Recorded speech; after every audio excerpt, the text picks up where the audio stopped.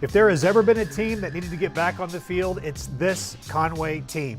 After a dominant first 9 weeks of the season, the Wampus Cats have had to sit with a tough loss for 2 weeks. But tonight, the road begins to the ultimate goal, a state title, something Conway football has not had since 1967.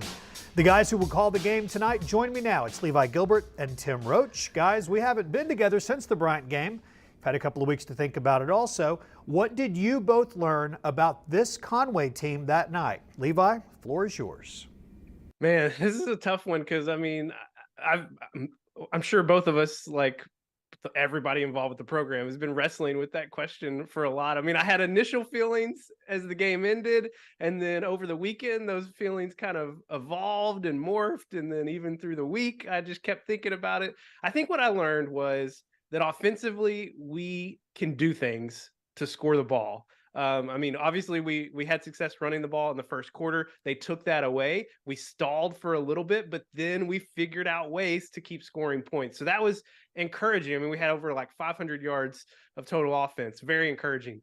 I think what I've really learned, though, is defensively, we still have a long way to go because as good as we performed offensively, our defense just gave up a ton of yards, and it was really happening. Well, pretty much past the first quarter, it was happening all night. So there's a lot of things to try and figure out over there because Bryant, I mean, they've got three huge threats, really four huge threats on the field at any given time. And they were able to find success running the ball and passing the ball. And there's just a lot of things we're going to have to figure out if we're going to be able to slow that down. So I think overall, I'm leaning more towards I learned more about what our defense has to be able to do and then I did about the offense. I feel like the offense kind of did their job for 3 of the 4 quarters. Tim? We need to figure out a few things to beat Bryant still. I mean, some of the same things are in play. Levi talked about it. I mean, they're bigger, fast. We talked about this before the game. They're bigger, faster than we are in most every position. We got a couple of spots where we have a little bit of an edge. But across the board, we have to overcome that with efficiency. We were 0 for 3 in the red zone, scoring attempts that we could have had. We did score in the red zone, but we had 3 times and we went down there and didn't get any points. You can't do that against Bryant. I think truly overall, I thought the performance was okay. We were 5 points in the fourth quarter. We were down 5 points. And so it was there for the taking. We just could not get over the hump there in the fourth quarter. But let me say this about the whole evening. I thought it was a fantastic crowd. Everything about the night was fantastic. If Coach James ever wondered about what kind of support he had of the Conway community, they really showed up and showed out. 10 to 12,000 people there easily, and lots of folks watching from all across the country. This was a game that everybody had their eye on, and I think the Wampus Cats represented themselves well. We just got a little bit more to do.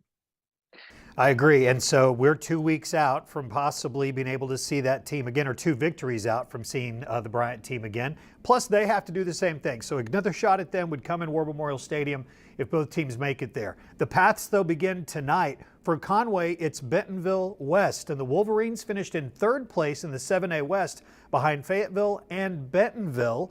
So let's focus on these next 4 quarters. Levi, tell us what we need to know about West. Yeah, so I think offensively, they're going to look kind of familiar to what you see from your Wampus Cats in terms of what they like to do. They like to run 4 receiver sets. They like to pass the ball a lot. If you look at their run to pass play ratio, it's like 74% pass and 26% run, or somewhere in the neighborhood. Actually, I think it was 76-24. So they like to pass. That's what they want to do. So offensively, they're going to look very similar to what your Wampus Cats do. But defensively, I think just across the board, they're not at the same level as what your Wampus Cats are. So I think that's going to be really key to us finding a victory is, can we shut down their passing game? Can we, make them settle for field goals when they really want to get 6 points? Can we force them to do and risk things that they don't want to do because they feel like they've got to keep up with getting touchdowns? And then offensively for us, I think we're going to have success running the ball. I really see this as like another type of Fort Smith Northside type matchup for us, where that night, if you remember a few weeks ago, Des Davidson had his best night of the season. I think we could see something like that again. So those are the things that I'm looking for when I look at this Bentonville West team. Tim, what about you and the Wolverines? couple of things that stand out for me is that the first thing is they have about 8 guys that play both ways. And so you see that at some on some teams that you're just trying to get the best players out there and you need help in different positions. But at the 7A level, that's a lot of players playing both sides of the ball. And with the way that we go, if you had to say to Tim, hey, Tim, what's one thing you don't want to do against the Wampus Cats? You don't want to be tired. And so when you've got guys that are going to be playing both sides of the ball, that's just a bad spot for them. The other thing is this will be one of the few teams that we're going to be completely, from a size perspective, other than one guy who will stand out, who is only 6'9" and about 300. Everybody else is very undersized offensively and defensively on the up front. So we're going to have some advantages size-wise for the first time in a long time. So that's, to me, if we can dominate the line of scrimmage, I think we're going to be okay. So I'm glad you brought him up. That mountain of a young man. I was watching the Northside game last week, like I'm sure a lot of Wampus Cat fans were, Northside and Bentonville West. And yeah, he stands out. So he's 6'9", 300 pounds. He is. His last name is Jeffcoat. He's going to Rice. So he's a smart guy as well. Yeah, that's so he and Giovanni will have a time to talk. But the thing about it is, when you're 6'9", that sounds great. In football, it can be a little bit of a detriment. We've got guys that are undersized that can be moving around him pretty quickly. Yeah, and he's one of those players that you mentioned that has to play both ways. So it's a tough spot for him to be in.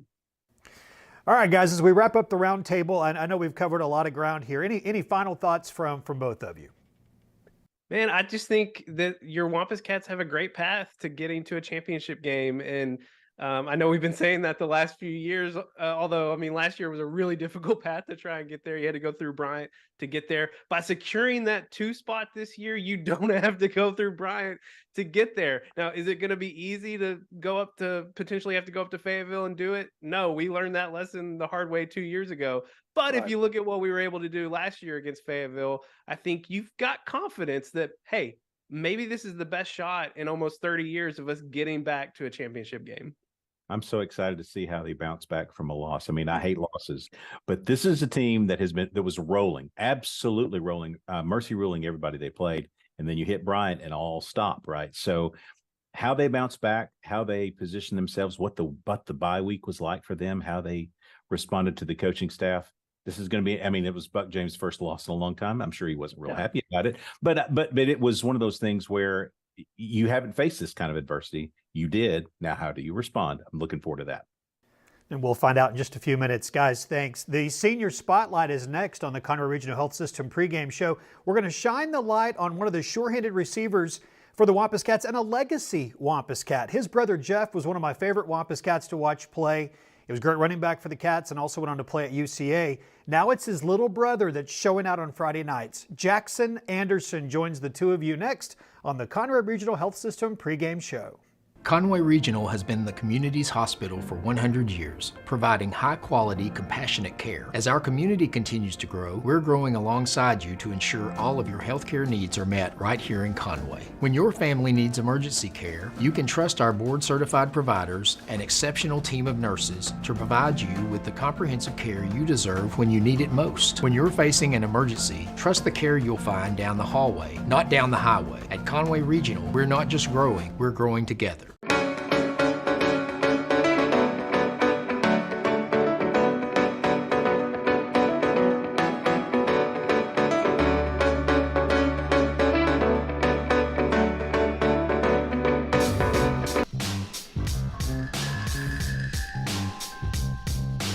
Conway Regional Health System pregame show continues here on Conway Corp.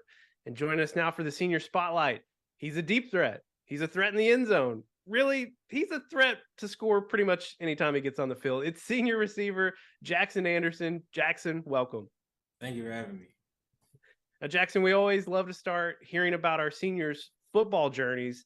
And you come from a Conway family. So tell us about how you got started in football and how it all led up to where you are today. So it started all the way back from my older brother. He played here. I remember being a little kid, coming to the games, watching him, and I just really wanted to be like him, basically. I wanted to play football just like him. And so I talked to my parents, and they put me in football. And I actually played for the Mayflower Eagles in 2nd grade. And so I started very young. So I played for them 2nd grade to 3rd grade, and then 4th grade is when I transitioned to the Optimist League here in town. And so I played there from 4th to 6th grade. Then 7th grade, I played at Ruth Doyle, and then went through the junior high, 8th and 9th grade, and then came up here in 10th grade, and now I'm a senior, here.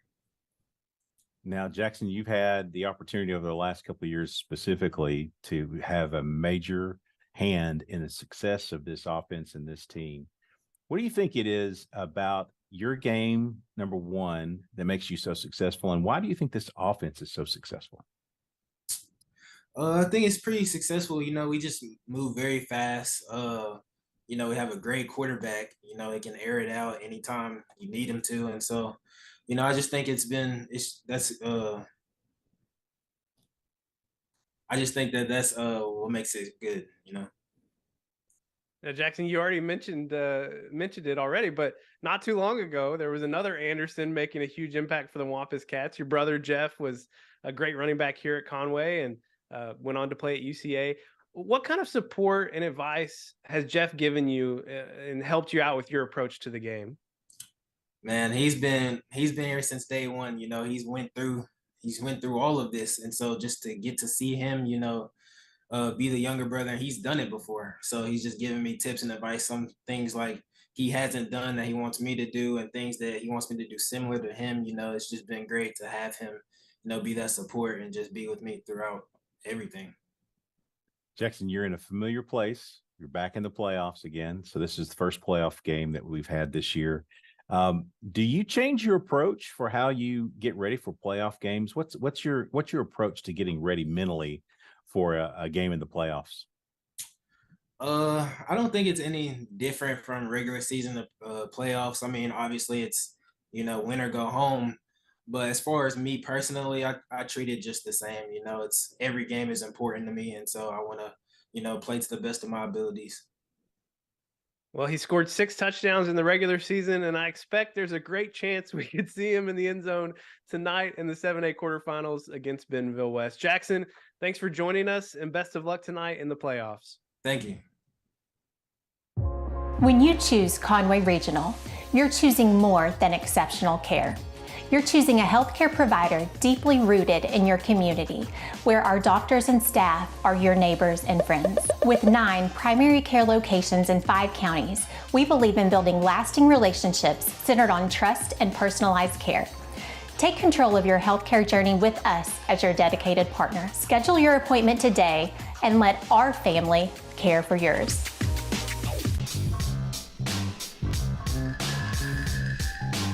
Welcome back. It's time now for the Coach Buck James Show. Coach leads the Wampus Cats on the field tonight in the first of what is essentially a 3-game season. Everything you do leads to the 7A state quarters, semis, and finals. Let's join Coach now with Levi Gilbert and Tim Roach. Thanks, Jeff. Coach, it's been a few weeks since we've been able to chat with you on air, but we got to go back to week 10 for just a moment. I know you guys hated the way it ended against Bryant, but what an unbelievable environment. We had a record crowd. What has your team learned and taken away from that experience? Well, I hope we learned a lot of things. I asked them, I said, what were the things that they were better than us? And, they thought they were stronger, and they thought they had, great discipline, and they thought they were able to finish. And those are things that our kids could recognize. And, you don't really realize the monster until you play the monster. And, we're better because of it. I think we'll end up being better because of it. One or two things will happen. Either we won't overcome it or we'll be better for it. And I think the same thing happened to them when they played Parkview. I think if they played Parkview 10 times, they're going to probably beat them 5 or 6 times themselves. And so they learned some things about themselves as well. And sometimes I've been talking about it on the show all year long. You're glad you win a game, but do you learn the lessons you need to learn? And sometimes you got to get hit in the mouth before you understand it hurts to get hit in the mouth. And I think our kids, understand where they've got to get to, what they've got to be able to accomplish, how big that mountain is to climb. And I think our kids will grow from it. And I think we'll be a better football team because of it. Well, Coach, the path is a little bit different. I mean, the same thing applies. You got a bye week, and you're the number 2 seed in the Central. So you may have to go on the road as we advance to the playoffs, but that's really the only difference. What was the bye week like for you guys? What did you guys try to accomplish? Well, Monday we came out there and we cleaned up our mess and, tried to get, our minds right and everything. And, it was a tough practice, but I thought Tuesday, Wednesday, and Thursday, I thought they did great. We played a lot of young kids, did a lot of scrimmaging, did a lot, worked on our young guys a lot. And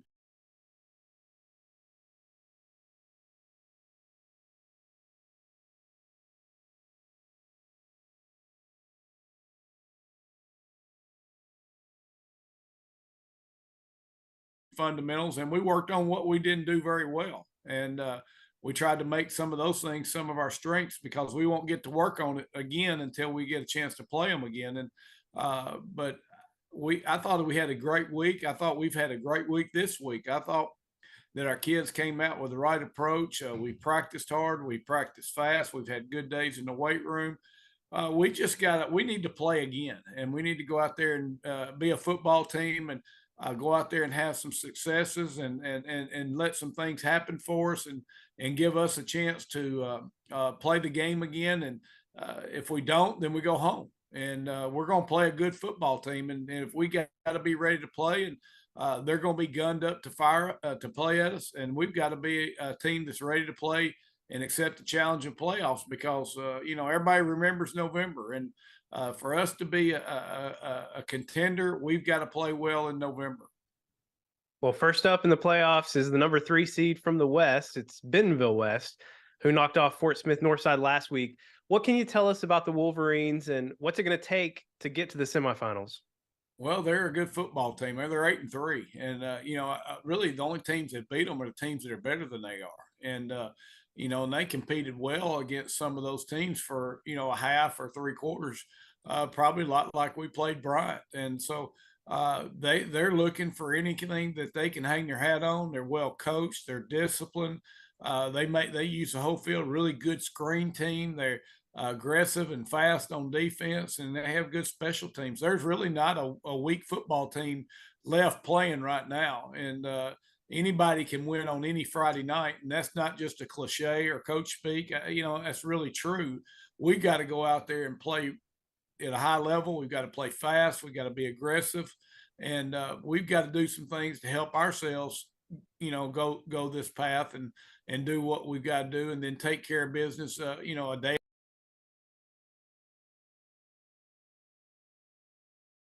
A game at a time, and see where we land when that's all done. He's Buck James, and he leads his Wampus Cats into the playoffs tonight against the Bentonville West Wolverines here at home in the friendly confines of John McConnell Stadium. Coach, best of luck tonight. Hey, I appreciate it, guys. Conway Regional has been the community's hospital for more than 100 years, providing high-quality, compassionate care. As our community continues to grow, we're growing alongside you to ensure all of your healthcare needs are met right here in Conway. Our board-certified interventional cardiologists, specialized team, and innovative cardiovascular technology are here to provide the comprehensive care you deserve when you need it most. So when you're facing a heart emergency, trust the care you'll find down the hallway, not down the highway.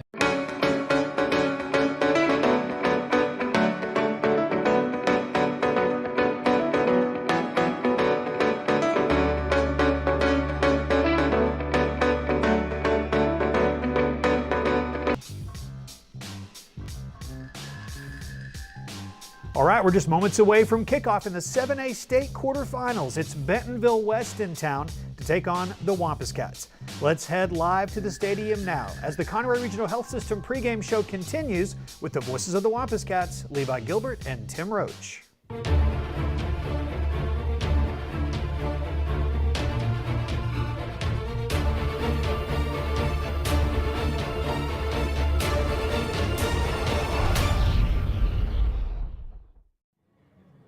Good evening and welcome back to John McConnell Stadium. It's been too long, my friends.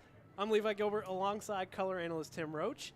And tonight, your Wampus Cats are back in action for the first time in 2 weeks. After earning a bye as the 2 seed out of the 7A Central, your Wampus Cats play host to Bentonville West tonight in the 7A quarterfinals. Time to get rid of the bad taste out of your mouth from that Bryant game. Let's move on to the playoffs.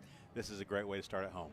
And hey, we're going to get you all set for the Wolverines in just a minute. But first, I know you said you wanted to get the bad taste out of your mouth, but we have to go back to Week 10 and the monumental matchup with Bryant. It was billed in the newspaper, a lot of newspapers, as the Clash of Titans. It was a record crowd here at John McConnell Stadium, but your Wampus Cats fell short against the rival Bryant Hornets. Yeah, but it was a 5-point game in the fourth quarter. We did some good things early. We had the lead at halftime. Some things fell apart in the third quarter, which was really the bad quarter for us. Yeah. But there are things to look at that game and say, yeah, there's some positives here, and we'll lean on those eventually. But they learned some lessons as well. Now, Tim, the task at hand tonight for Conway, the Bentonville West Wolverines. So the Wolverines finished third out of the 7A West with only 2 conference losses on the year, which were to the best 2 teams in the West, Fayetteville and Bentonville. Offensively, they are a pass-happy bunch, but they do also have a stout running back as well. Defensively, there's a lot of guys on that side of the ball that you're also going to see on the offensive side of the ball. Now, tonight marks only the 4th time that your Wampus Cats have faced off against the Wolverines, and only the first time that we have faced them here in Conway. The last 2 times we faced them, 2018 and 2019, it was also in the 7A quarterfinals, much like tonight. And both times, the Wolverines kept us from reaching the semifinals. How do we keep from facing that same fate again? And how do we punch our ticket to the 7A semifinals for the 4th straight year? That takes us to Tim's 3 things. First and foremost, I think we talked a little bit about the Bryant game. We need to understand what it's like to overcome that kind of problem. We ran the table early on, 9 straight wins. And so this is our first chance to taste defeat and see what that's like. We then had an extra week to dwell on that. And so what you did during the bye week, how you responded immediately following that, that's a big thing. And I think Coach James said in the bye week it was a great week of practice. So I'm excited to see about that. Yeah, all indicators from Coach James was that it was a really productive 2 weeks, actually. Yeah. So, but how quickly can they translate that onto the field? Well, yeah, and I watched them in pregame, and you could tell they're very excited about being there. Their body language says that. So I think it's going to be maybe a good start. We are a fast-starting team, so maybe that plays out. Second thing is let's dominate up front on both sides of the ball. You're going to see for the first time, not for the first time, but one of the few times during the season where we are larger than our guys across the line of scrimmage, with the one exception, the big guy that they have, Jeff Code, who's 6'9". Everybody else really is shorter, smaller than we are. That's an interesting thing. They can move really quickly. But can we dominate up front on both sides of the ball? I think that's huge. The last thing I would say is they have a thing that they do that we've seen other teams do, which is line up 3 up front, but angle from the outside. And so they'll blitz the corners. They'll blitz an outside linebacker. They'll line up 4, sometimes 5, even though they're in a 3-man front. They will pop at any given point, and we talked to Coach about this. You don't know when it's coming. They're going to try to get to the quarterback from the edge. What happens when they do that, though? They leave space out there in the flat. So if Donnie can pick that apart, I think we can have some big plays that originate in the flat and go long. The path to War Memorial for your Wampus Cats begins here at home in the 7A quarterfinals. Back with the starting lineups after this break on Conway Corp. Conway Regional has been the community's hospital for 100 years, providing high-quality, compassionate care. As our community continues to grow, we're growing alongside you to ensure all of your healthcare needs are met right here in Conway. When your family needs emergency care, you can trust our board-certified providers and exceptional team of nurses to provide you with the comprehensive care you deserve when you need it most. When you're facing an emergency, trust the care you'll find down the hallway, not down the highway. At Conway Regional, we're not just growing, we're growing together. We are live tonight, opening postseason play here at home, hosting the 3rd seed out of the 7A West, the Bentonville West Wolverines. Let's take a look at your starting lineups.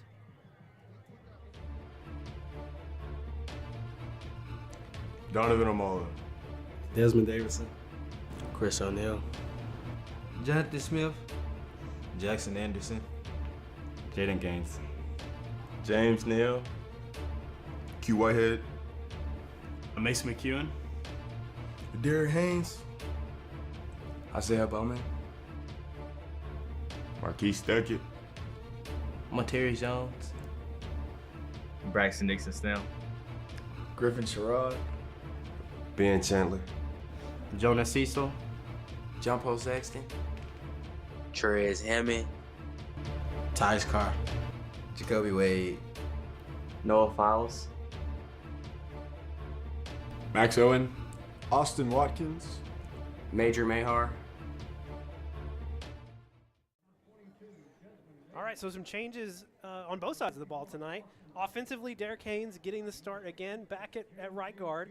Defensively, Tyus Carr back in the starting lineup at corner. And then you've got Jonah Cecil moving to outside linebacker at one of those spots, and Jacoby Wade moving back to safety. I think it looks to me like it's a chance to try to become a little bit more physical. In a normal defensive layout, you see that sometimes your most physical guys, better tacklers, are your safeties. They're always the last line of defense. They're normally your bigger defensive backs. This seems like a natural placement if you're trying to get a little bit more activity from a tackle perspective in the middle linebacker or in the outside linebacker spot. So Jacoby Wade back to the safety. He'll be cleaning up a lot of messes. Your senior captains tonight, Desmond Davidson, Caden Henderson, James Neal Jr., and Austin Watkins. Conway won the toss. There you go. All right. And I didn't hear, though. What are we doing? We're kicking. off. Okay, kicking away. Thanks, stats. He's watching everything, watching the field.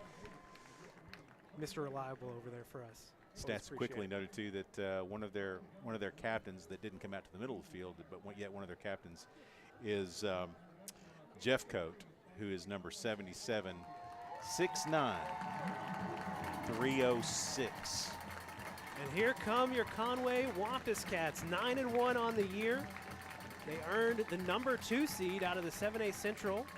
And so they didn't have to play a week ago in the first round of the playoffs. They got a bye, had plenty of time to recover from that crazy Week 10 matchup and get ready to make their march here in the playoffs. And we are excited to be able to bring it to you live on Conway Corp. If you're watching on Channel 5 or watching on YouTube, we appreciate wherever you're watching from. We're glad to have you.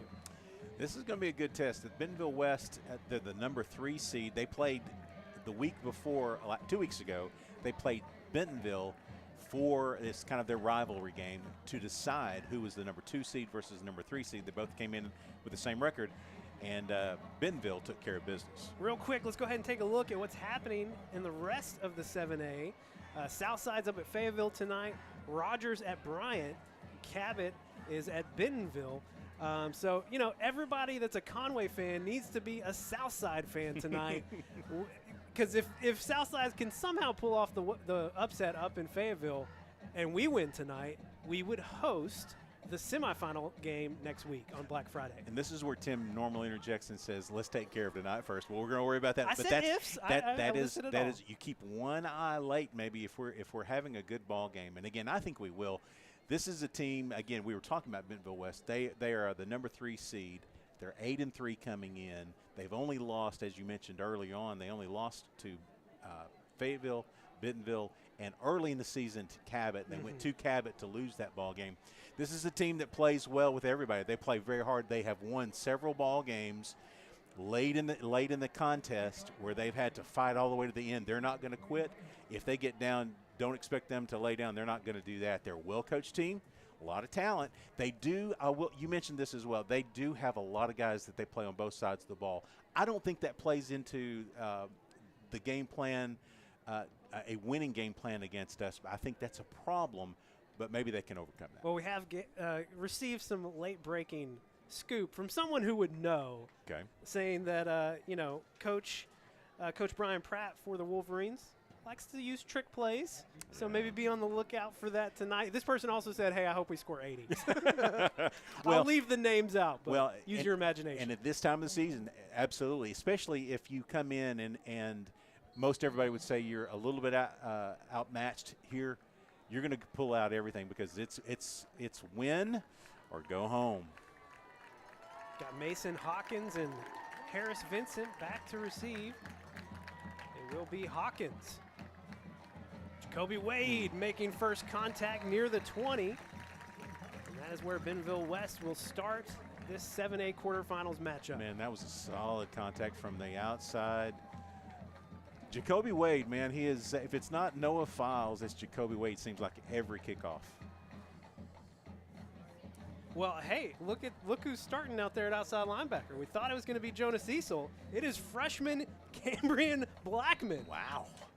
Number 32, you see him kind of on the top of your screen there. He played last week in special teams, 9th grader. We heard we would see him, yeah, but didn't know we would see him right early at the start. Rice looking to pass here on first down. Quick slant, 3 Wampus Cats there. The ball comes loose. It'll be called incomplete. See, that's the danger right there on that pass is you may complete that, but you're going to pay a price for it. You've got 3 guys kind of in the triangle there. That's just a tough place. And here's the thing, too. He's going to remember that hit. Oh, that one's going to that hit's remembered all the way through the game. The Wolverines will go twins stacked here on 2nd and 10. They'll try to get the delay out of this. The second guy is normally where they try to go. Rice fakes it to Edmondson. Another quick slant. Incomplete. Yeah, John Paul Saxton and Tress Hammond right there. Yeah, that's a situation again where when you double stack, you have to make a choice. The defensive backs have to make a choice right off the ball. And great play that time by Trez, right in the flat. It'll be an empty set here for the Wolverines on 3rd and 10 as Edmondson is split out on the right side of the field.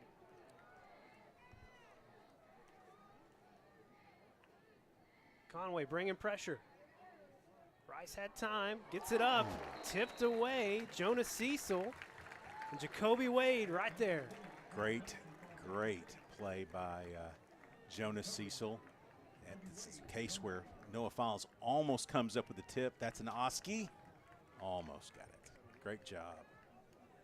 So 3 and out for Bentonville West. And on comes the punter, which is also the quarterback, Dalton Rice. Got Jacoby Wade back deep for the Wampus Cats. Conway all up on the line. Going to bring some pressure here. Kick is low and a little short, but takes a nice bounce for the Wolverines. That punt went about 10 yards in the air and about 35 on the ground. That's pretty incredible. And if we had the rush on, if we didn't, but if we would have had it on, the snap skipped back to the punter, and it took a little bit to get out. Conway will start this drive at the 42. 11:31 to play here in the first quarter. First look at your Conway offense. Looks like all the normal players, usual players. Yeah, we did talk about Derek Haynes getting the start again back at right guard. First play for Conway. Quick pass out to Chris O'Neill. Chris makes one man miss. Can't get away from the second. Just going to be a 2-yard gain. Yeah, good quick pass. That's just a one-on-one move. Good play by the defender there to wrap him up at the line of scrimmage. 2nd and 8. They pitch it to Des Davidson. Des getting to the edge here on the near side. Steps upfield. First down, Des Davidson. Great lane that time generated by the outside of the offensive line, and our wide receiver blocking downfield created a lane for Des, shot right through it. Donnie under center. They get it out to Trey Smith quickly. Trey makes one move, stays on his feet. He'll be tackled near the 35. And Jonathan was kind of in the middle of the spot there, made the catch with a blocker racing out in front of him and was able to make a good gain of about 6. 2nd and 4, Conway hurrying. Hand off to Des Davidson. Des, a big hole on the right side following behind Q Whitehead. He's got another first down. If they continue to run the 3-man up front line, this is going to be a problem for them because our running back can shoot the gaps. Heath Owen checks in. Quick pass to Jonathan Smith. He's got Jackson Anderson blocking in front, and it's another first down for your Wampus Cats. Really good play there that time. Nice block by Jackson Anderson. That's the thing about this offense. The wide receivers really have to do their job from a blocking perspective. They're not going to get the ball every time. They've got to block. Keep Heath Owen in. Donovan passing. Looking for the end zone for Jonathan Smith. Jonathan lost his feet just a little bit. Yeah, he was open, but he did lose his balance as the ball was being delivered, and that's a little bit of a trouble. But you got Bentonville on their heels, Bentonville West on their heels. 2nd and 10. They'll move trips to the left. Well, now they'll bring Heath Owen in motion back to the H-back spot. They'll hand it off to Trey Harris. Trey falling forward. Nice pickup on 2nd down. Yeah, that's really nice. Trey Harris in a real critical part of the game here. Dez comes back in. Picked up 5. It's 3rd and 5. Give it to Dez. Dez found a little seam, falling forward close to the 1st down marker. Near side, I think, has it. They're going to call 4th down. 4th and 1 upcoming. Conway hurries to the line. Donovan Amalo doing Donovan Amalo things, gets the 1st down. Unlike pro and college, you cannot push from behind. You can't push, so no tush push at the high school level, so he has to do it pretty much on his own. Bentonville West will not get people on the field in time. They're trying to sub out. You mentioned that's going to be a difficult task for them. Yeah, if they like to run guys in for defensive packages, that's not going to be a winning proposition. We don't run that many different guys offensively out there. This is you got Heath out there, is that right? Heath Owens out there now, 44. Yeah, as well as Kylan Croft. But we do everything fast on offense, including sub, by the way. And so if you try to wait for us to sub, you're still going to have a problem because we're going to snap it very quickly. Heavy set here, 1st and goal from about the 2. They pitch it to Chris O'Neal. We've seen this play before. Chris O'Neal, touchdown Conway. Wow, what a great block on the outside that time. James Neal sealing it up with a pull from the left side into the right side. I don't know that we've seen that since week 1. Bentonville. At Bentonville. So yeah. Bentonville West getting a taste of that tonight. 9:22 to play. Conway strikes first. Extra point away from a 7-0 lead. Major Mahar in for the kick. It's up.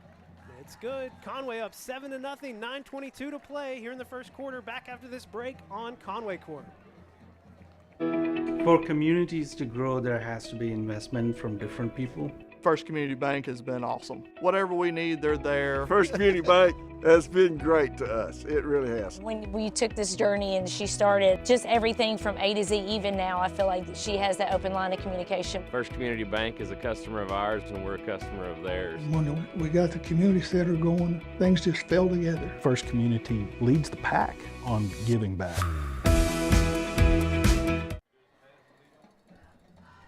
Back live here at John McConnell Stadium. Conway taking their first drive of the game.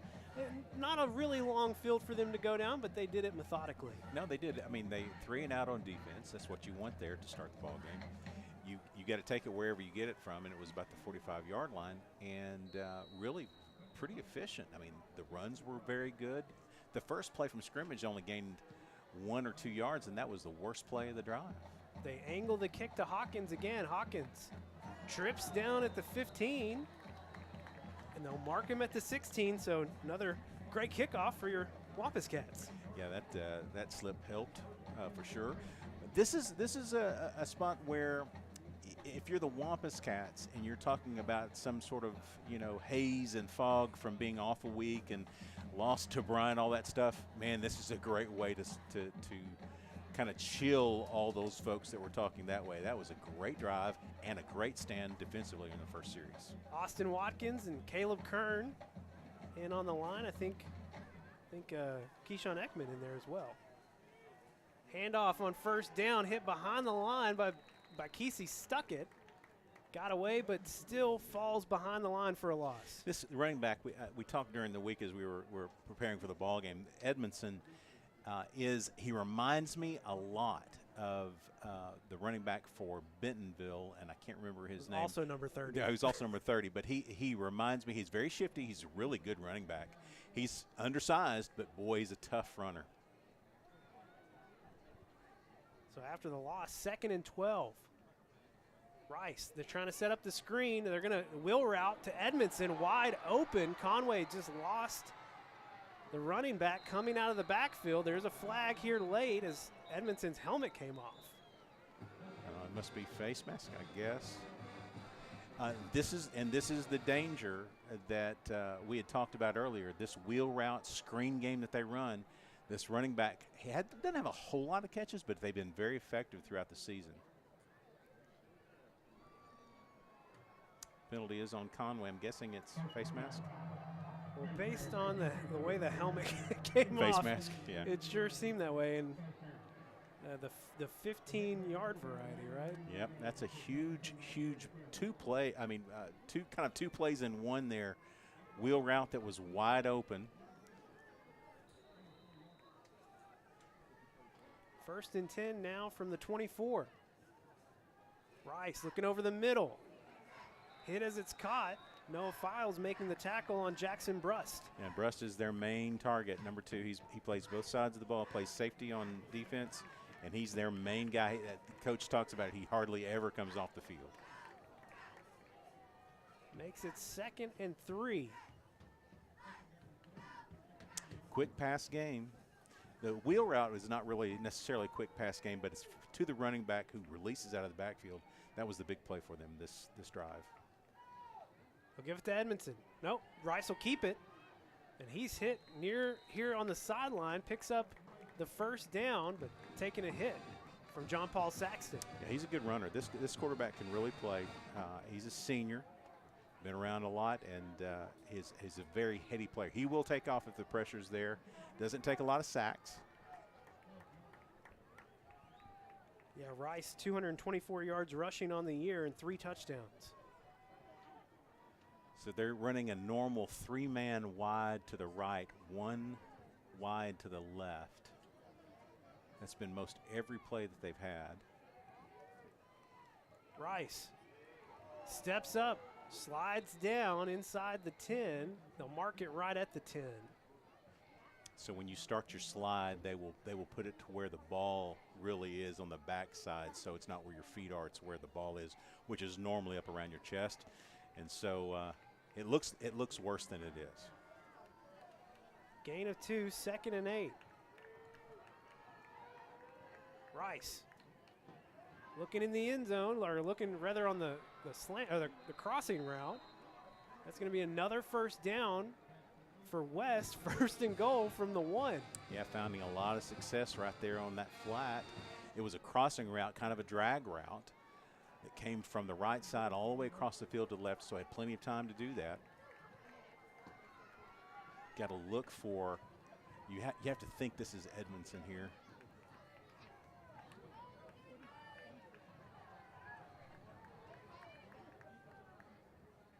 Rice looking to pass.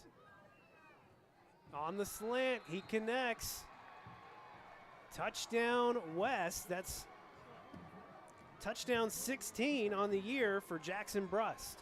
Quick hitter, almost like a slant, just 1 step in. It's a pretty short pass, obviously. That is a well-done drive. Now, the big play was 1 big wheel route out of the backfield that got us going, then a penalty. And then a 15-yard penalty on top of it. But even from that point, though, they were making plays happen from that point forward. So just a good drive by Bentonville West. I believe that's Ethan Grigg, for the point after. It's up, it's good. Tie ball game here, 6:47 to play in the 1st quarter. Back in 30 here on Conway Corp. The Smith Ford family is excited about this tailgate season. Home games or away, we've got the perfect vehicle for you.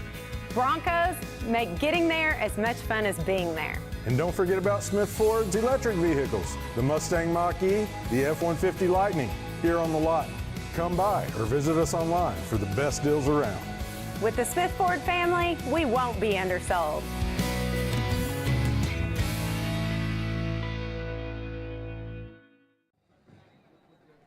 Live tonight in the 7A quarterfinals.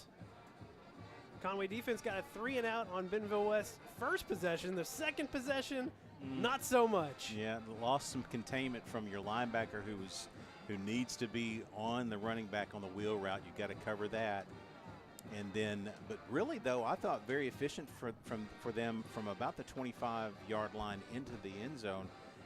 Everything they tried to dial up worked, and so you got to go back to the drawing board to look at a few things. Shorter kick. Tried to call the fair catch, couldn't secure it in, and Bentonville West appears to have fallen on it. Have they made the call yet? All right, yeah, it is Wolverine football. So big test here again for your Conway defense. Well, you talked about pulling out some stuff. They don't necessarily kick it long every time, but in that case, they picked the right spot. It'll be 1st and 10 here from the 34 for West.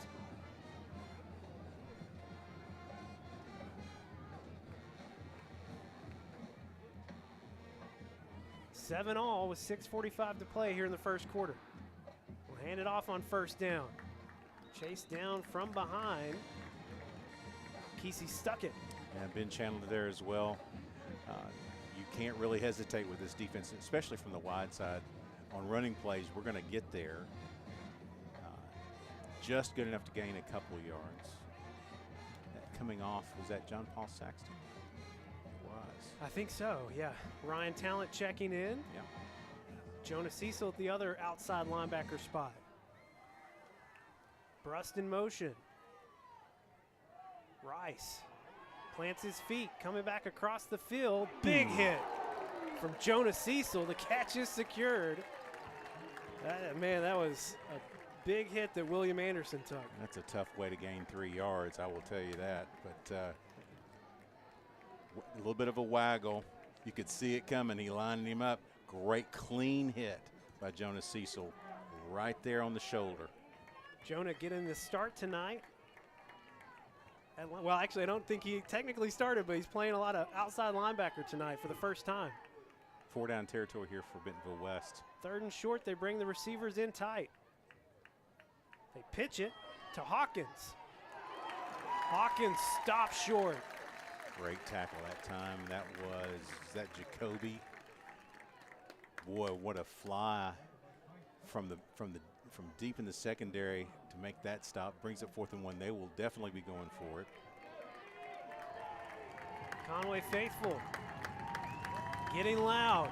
Got to be careful here. You don't want to give up the deep ball. They've shown some sense of gambling here. Rice keeps it. Gonna pick up the 1st down. Gets it inside the 20, marked at the 19. Yeah, good call that time. Had the good read, had the running back stop behind the line of scrimmage, and when he pulled it out, we were blanked on the right side, and he found the space. West in the red zone again.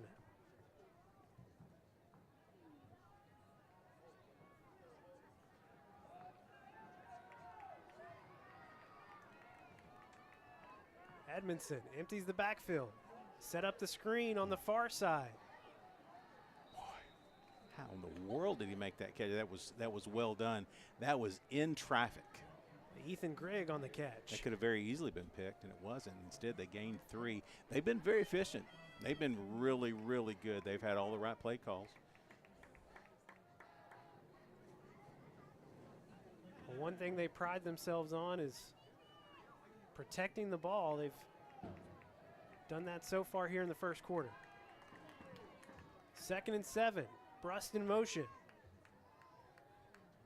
Rice going deep. Incomplete. Threw it in the back of the end zone. Great job that time by Noah Files, using the sideline and into the end zone, that part of the end zone, as a kind of a second defender. There was no chance to make a catch there. And I believe that was on Brust. Yeah. Anderson comes out. Quentin Thompson checks back in for the Wolverines. It's 3rd and 7. You know, if they pick up 3 here, they could definitely go for it. Rice to pass. On the comeback route, a flag coming in. It was Tice Carr. out there defending. That'll be a first down. It's a 10-yard penalty from where they are, so it will make a first down. He went through the defender and enough to warrant a flag. So that will be a first down for Bentonville West.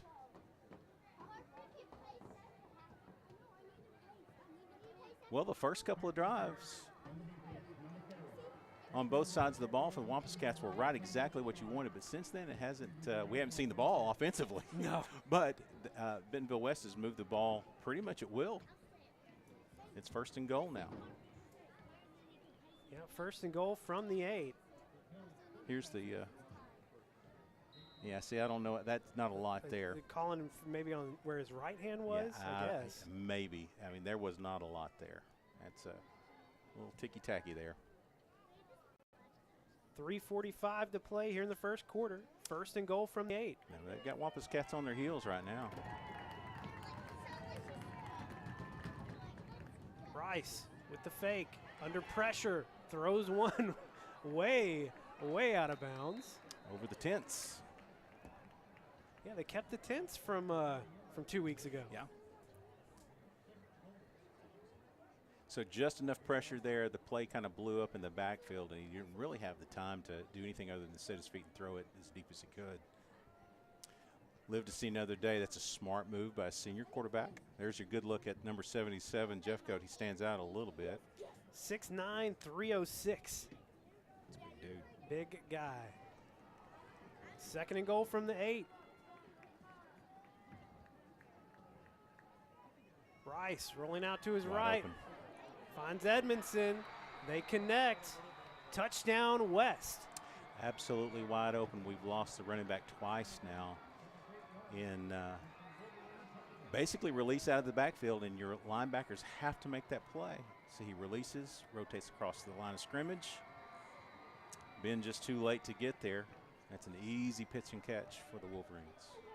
So an unfamiliar place for your Wampus Cats in the first quarter. Yeah, trailing. I don't know that we've ever seen that. I don't think we have. I don't think we have. Grigg comes on for the point after.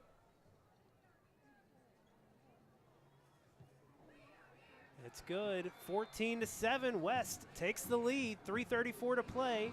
Back after this break on Conway Corp. When you choose Conway Regional, you're choosing more than exceptional care. You're choosing a healthcare provider deeply rooted in your community, where our doctors and staff are your neighbors and friends. With 9 primary care locations in 5 counties, we believe in building lasting relationships centered on trust and personalized care. Take control of your healthcare journey with us as your dedicated partner. Schedule your appointment today and let our family care for yours. 3:34 to play in the first quarter, and for the first time this season, Conway trailing in the first quarter. Yeah, this is foreign territory. I mean, so we've had a little bit now. This is about 2 quarters or 3 quarters now of being behind.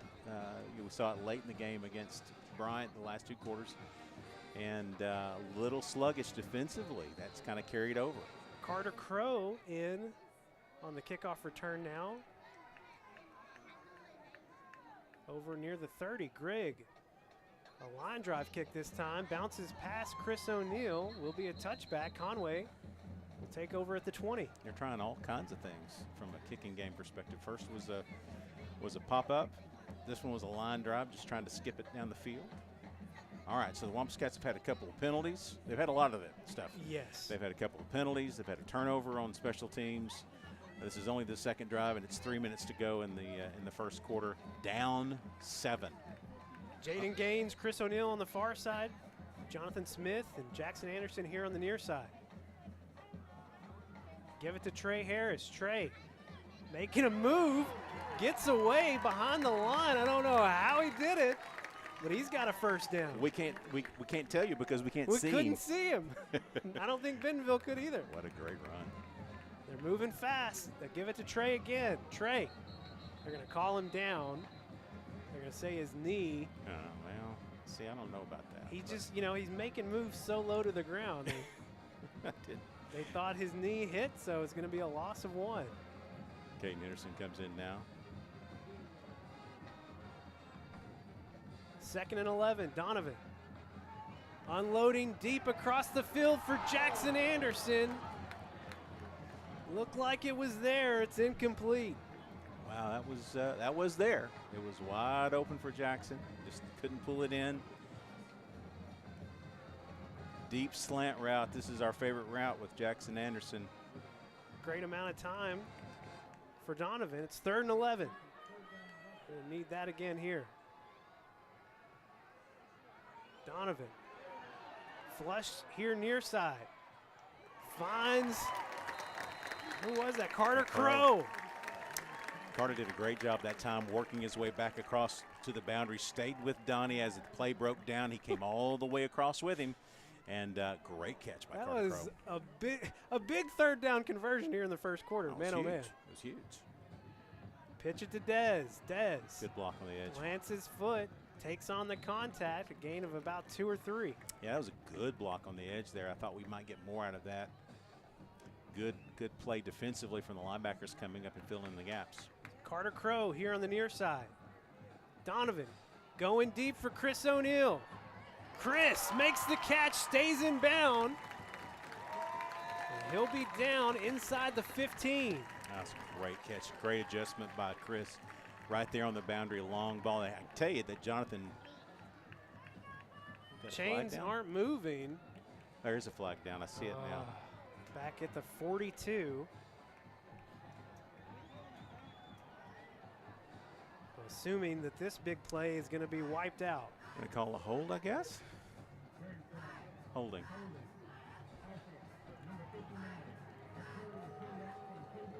Kylan Croft will check in.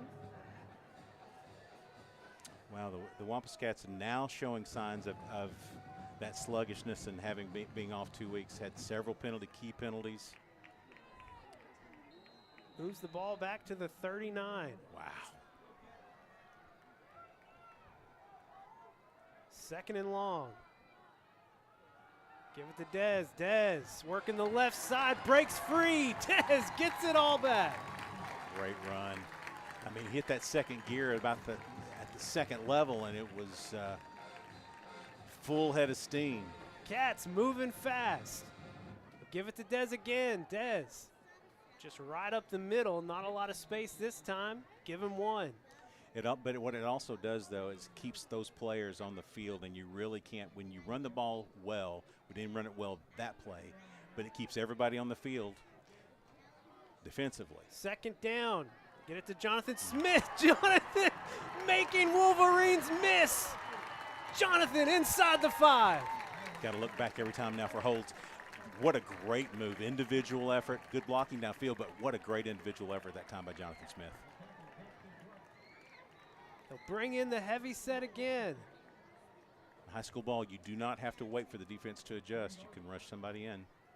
From the 3, they give it to Dez. Dez lowering his shoulder, stays on his feet. Touchdown, Conway.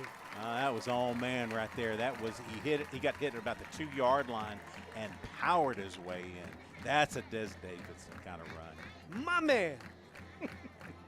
11th touchdown on the year rushing for Des Davidson. Yeah, good response that time by your Wampus Cats. Had 3rd and long, had to overcome a holding call on a big play. Just a great response by your offense. Extra point ties it up, 14-all, 1:24 to play here in the first quarter. Back after this break on Conway Corp.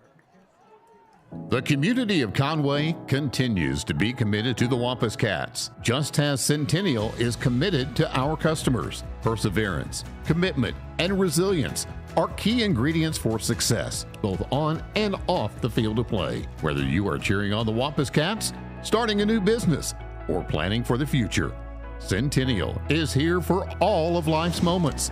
Let us be your partner. Centennial Bank, member FDIC. Des Davidson tying things up. He's got 7 carries for 53 yards and the score. Yeah, you called it. I mean, we thought we might see a good rushing attack from the Wampus Cats tonight, and we so far we've seen that. How about this? So you had to feel bad. The Wampus Cats were down 7 for the first time ever in the quarter this year, but it was only for 2 minutes. That's okay. Okay. Okay. Hopefully it doesn't happen again, though. We're going to be okay. Here in the first quarter. Wolverines on the return. Space here on the near side. Flag coming in. They missed the block in the back at about the 15-yard line, but they got one there. So the big return, you expect to get brought back some. Yeah, and again, unfortunately, they got a block in the back that they missed at the 15 that I was hoping they would call, but good to see that come down.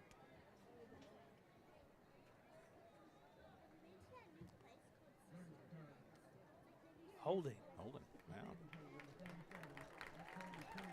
Where was the flag at? It was down here right at the 40. Okay, right kind of at where he's standing. Yeah, where he was standing. Here's another look at that. Jonathan Smith, oh my gosh, broke some ankles. Yeah, it was just a great move. Got it all the way down to the 3 for your Wampus Cats, and then Des Davidson finished it off. All right, so you still got some changes out there at linebacker. You got Ben Chandler wide, Xavier Wright in the middle. Edmondson rolls out. It's empty for Rice. He finds Edmondson. He's going to be pushed out of bounds by Blackman. Yeah, and that's been the biggest, other than Brust getting one or a couple of throws. It's been the passing game out of the backfield to the running back that's been the problem. Hit him on that big wheel route on their last possession, or I guess that was actually their first scoring possession. Yeah, but then they hit him on the second one. They hit him out of the backfield in the end zone. And there, I mean, that gained 9 yards. Just got to get somebody's eyes on Edmondson here, apparently. Brust in motion. Rice. Flushed here near side. Looking for Grigg. I'll say incidental contact. Incomplete. And they had a hold. You heard the crowd probably. They had a hold on the backside there that didn't call as well. But 3rd and 1. Last time I said I thought they would run the ball, it was 3rd and 1, 3rd and 2.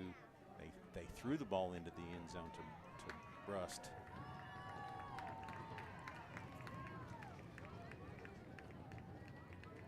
Two receivers to each side for the Wolverines. We've yet to get to the quarterback. They hand it off right up the middle. Breaking free, gets the first down and a little bit more. Blackman finally slowing things down. Yeah, that's a good, solid run. This guy can really do it. I mean, he is definitely, when you watch that play, if you go back and watch the Bentonville game, that's exactly what we saw out of their running back. Built exactly the same way. Good shifty at the line of scrimmage, hit the seam, got to the second level very quickly. That opens up some of the passing game as well when you got to protect against that. From the 47, Rice passing on first down. Wide open is Grigg. Nowhere near. You will not find a Conway defender. West responding quickly, retaking the lead here in the first quarter. Wow, that's something we haven't seen all year, is that right there. Just an absolutely busted coverage from a wide receiver. We've obviously seen it with their running back on the wheel route, but there was nobody around, just complete blown coverage.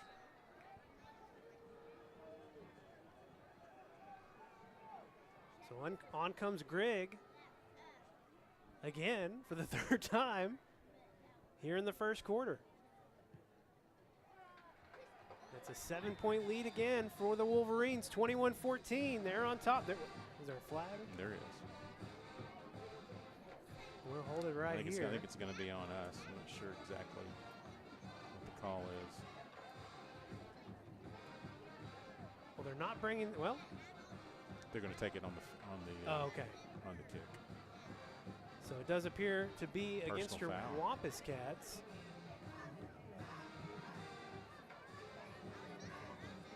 Can't hear the number that it was called on, but it was thrown in the part of the field where they where you can, if you hit the snapper, it's a penalty. You can't touch the snapper, and we may have come over the top there. Wow. Well, in any case, 35 points in the first quarter, and only 14 of them by your Wampus by your Cat. Wampus Cats. Not a great feeling. Yeah. And so this is a spot where they're going to, I mean, they could try an onside kick here in an easy way. So they'll be kicking from the 45? Yeah, 45 from our 45. Yeah, so an onside kick here. Oh, yeah. Even if you don't get it around the 35, it's not You're too not big wasting of a deal. anything. You're not wasting anything. So you got to expect, we've got the hands team up front. We don't have our normal guys on the front row. We've got everybody playing up.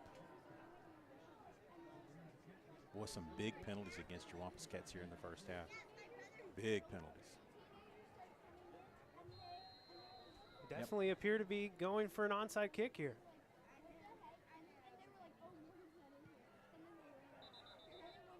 There's a flag. I guess we had offsides. They were. Yeah, I mean, you don't, is this like one of those automatic type things, or can Conway? I believe we get the ball. It's a 5-yard penalty from the, So from no the spot. re-kicking. No, I don't Okay. think so. Oh, there they are. Gonna make them re-kick. See, I'd Okay. rather just take the ball, but I guess you can't Yeah, in this situation. because it's a dead ball, you don't ever get a chance to. That's right. That's the difference. Is in high school ball, offsides on the kick is they stop it right there. You don't allow it to continue in college and college and pros. It's a continuation foul. So backs them up 5. They're kicking from the 50 now. Still the same kind of deal.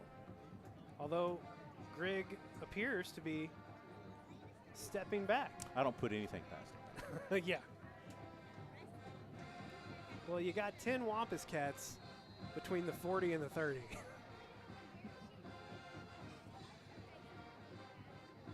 Grigg will kick it deep. No return attempt here for Conway.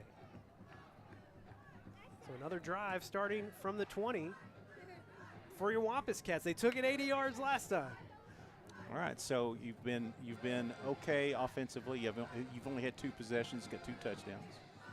That's true. You lost a possession with the perfectly placed kick back earlier in the quarter. So you're 2 for 2 there. Unfortunately, the Wolverines are 3 for 4 on their side of the ball from an offensive perspective. Handoff on first down. Trey Harris got through one set of contact, keeps on going. Boy, another first down for Trey. I mean, that is he's not that tall, not that big, but boy, he is all that powerful. That's a nice run. He'll stay in, the sophomore. They give it to him again. Big hole here on the near side, falls forward. Gonna have about 7. That's twice that hole on these first 2 plays, right off of Isaiah Bowman. It's been wide open. That's going to do it for the first quarter. Your Wampus Cats trailing 21-14. You're watching Conway Wampus Cat football here on Conway Corp. Hi, I'm Jeff Matthews. You've probably seen commercials like this one for Conway Corp TV, our streaming video service. And maybe you thought you would get around to calling and making the switch. Well, I'm here to remind you to make the call. Now is the time. Stream your favorite channels of live TV at home or on the go on the Conway Corp TV app. You'll love innovative features like Restart TV, Replay TV, and the Cloud DVR. Call us at 501-450-6000 and make the switch to Conway Corp TV today. Back live here in Conway as we head into the second quarter. Conway trailing 21-14. It's unusual. Yeah, that is not an error on the scoreboard. That was actually right, 21-14. And they've been, other than that first drive where they just didn't even, it was 4th and 10. They didn't get anything going. Since then, they haven't missed. Offensively, they just have not missed. As we come back, it's 2nd and 3 from the 39. Des Davidson checks back in. Give it to Des, right up the middle. Des plowing through, gets the first down. Forward progress will be stopped near the 45. Yeah, that's just Des wanting it a little bit more than them. He got hit right at the line to gain and pushed forward for a couple yards. Nicely done. Keep the 2 tight ends set. Fakes it. Donovan going deep for Chris O'Neal. Can Chris catch up? Oh! Caught up but could not snag it. Falls incomplete. Well, it's unfortunate. It's a couple of catches that normally Chris and Jackson would make, and we've beat the defense. That's the good news. The bad news is we've not just completed the play. So I mean, he had a step on him, just didn't bring it in. Conway moves to a 3-receiver set with an H-back. Quickly out to Jaden Gaines here on the near side. Jaden falling forward. It's going to get real close. 2-yard shot. That's with a little assist from your friend Jonathan Smith. Pushed him for about 3 or 4 yards from the backside. That's nice. 3rd and 2. 4 down territory, no doubt here. Give it to Dez. Dez right up the middle. No hesitation. He's got the first down. No need for the 4th down. Just kind of keep moving. That's a good thing to see though. Right there is when we need 3 yards, 4 yards, we're getting it. Back to 4 receivers. Trey Harris checks in. Donovan passing on 1st down. Going deep again for Jaden Gaines. Jaden, contact there at the end. Flag comes in. Easy call. Yeah, it's easy call, but I'll tell you, I mean, he got, once again, we get past. They had to push there to go to keep it from happening, but we are getting some steps. We're trying to go for the vertical game, and we've been there. Just got to make that one catch, and it changes the entire ball game when that happens, by the way. Penalty will move the ball down to the 28.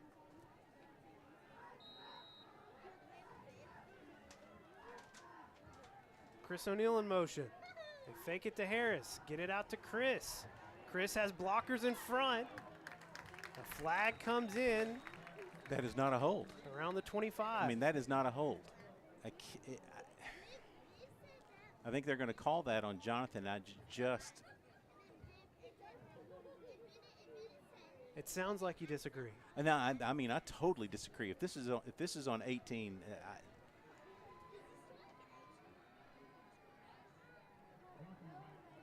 saw it on the playback here. Did he block him in the back, or did he turn?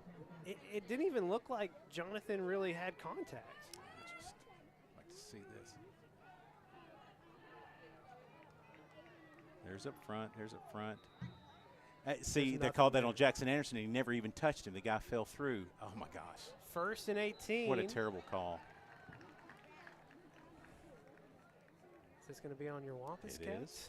So making it even more difficult, yep. maybe? Yeah, he's turning around. No, I think it's offsides. They jumped across. Okay, so Conway gets 5 back. But here's the thing, though. I mean, that's a case where he didn't. You're calling a block. See if this sounds familiar. A block in the back from the back side. Yeah. You can't. It just. 1st and 13. Donovan flushed out.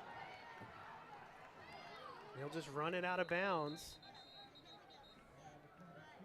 Yeah, he wasn't going to lose much. That's an okay thing to do instead of trying to. It's going to be a loss of about 2. Yeah, that's okay though. Now he had, I think it was at Colbeth, was trying to break free, couldn't quite get it done. But you have Colbeth down here low. 2nd and 15. Another flag. Motion. And that one's on us. Pretty sure they got us for that. See Q Whitehead talking it over with the official. Just moving in the wrong direction, Tim Roach. Yeah, this has been, I mean, I don't even know how many penalties yet that is on us. Just a lot. I mean, just a lot on this drive. Makes it 2nd and 20. Donovan has time. Going out to the far side. Jackson Anderson breaks free. He's a little short. Jackson comes back. Oh, almost. It's incomplete. Almost got it. Almost picked, and then he almost caught it. That's a case right there where Donnie, he had an opportunity, I think, to kind of step up and take off in the middle of the field. That's an okay thing to do. We saw that last time we played. When he's rolling to his right, that's his weak side. You can't get a lot on it. Well, you'd like to get at least 10 or so back here. Outside edge. Donovan finds Jaden Gaines wide open here on the near side. Jaden falls inside the 20. Close. He's going to be real close. Makes this a lot more manageable. 4th and 1 upcoming for Conway. Got a great run after catch that time by Jaden. Caught it on the boundary, made one cut, got through.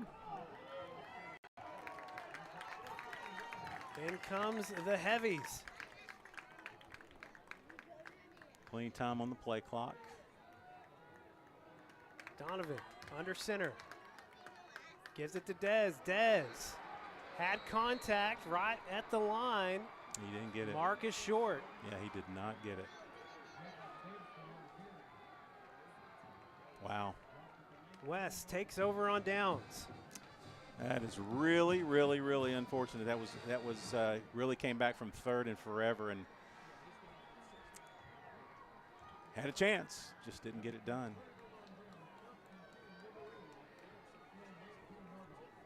Conway defense gonna have to step up here. Changing a lot of people out here. Now you got John Paul Saxton in, Ben Chandler. Just what? Just 2 linebackers out there? Yeah, right now? 1, 2, 1, 2. Jacoby Wade playing maybe 10 people. No, we got 11. First down, Rice looking for Edmondson. Flag coming in back near the line. Got to be holding. I think it's holding. They're back at Bentonville. West is already backing out. Conway defense trying to figure some things out live here tonight. Yeah, they're making all kinds of adjustments right now. Well, hey, we've been seeing a lot of penalties against Conway. Maybe this slows down this West offense a little bit here. 1st and 20 now. Ball at the 9.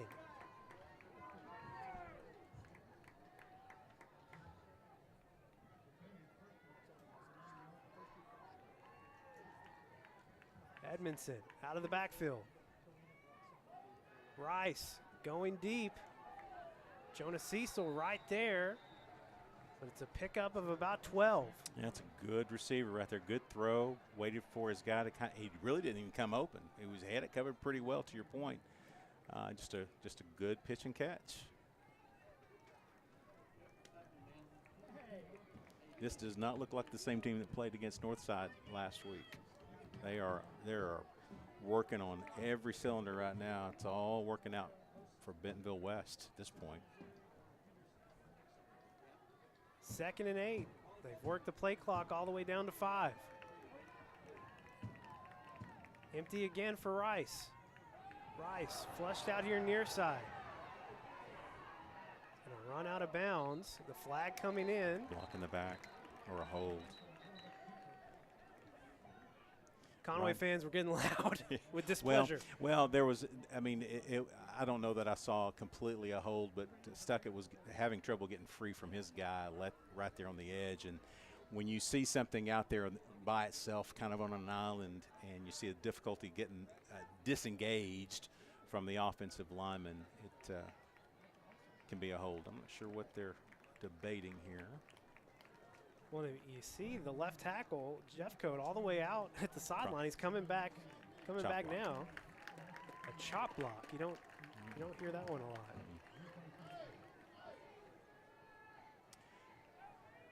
Brings up 2nd and about what? 18? 18.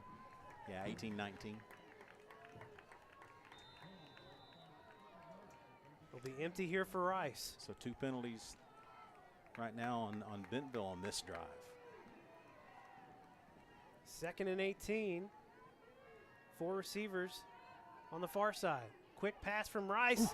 Tipped by Griffin Sherrod. Incomplete. He almost had it. That was a pick 6 if he comes down with it. Great job there by Sherrod. Watch this. Sees it happening, backs up. Oh, please to catch it. 3rd and 18. Conway needing a stop. That was a great play by Sherrod to back up into the zone. Didn't try to rush the quarterback, backed up for the bunch, read the play. Really smart play by Sherrod. 3 seconds left, they got to call timeout. They didn't get it off in time.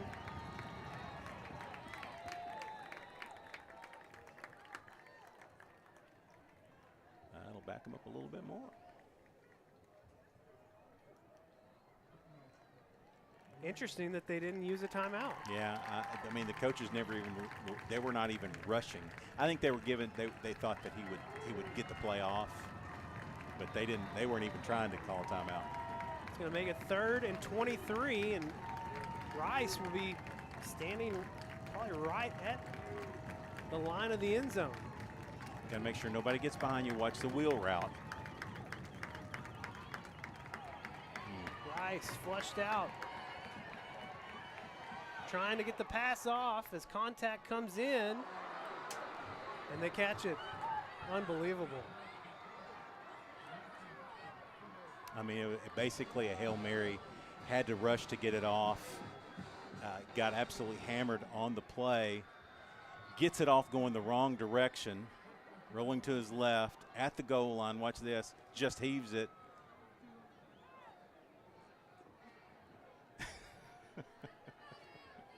What a play. Oh, my gosh. 3rd and 23 from your own 7. And they get it. Conway defense going to have to collect itself here. Hand it off on 1st down to Edmondson. Edmondson's got about 3 before he stopped. Well, this is all right. So this is a point, and I think you mentioned the fact that you got to kind of regroup here and reset yourself. This is the time when your defense is going to have to show some moxie and really just kind of almost get angry at it and go, all right, we're tired of that. We're not going to do any more of that. You've got to play smart within yourself. Don't give up the big play, but you're really going to have to be nasty here. 2nd and 7. Rice gets it off, finds Brust, falls down at the 44. 3rd and short coming up. Well, they're making every play. That's a great catch by Brust. Right in front of Noah, right on the turf.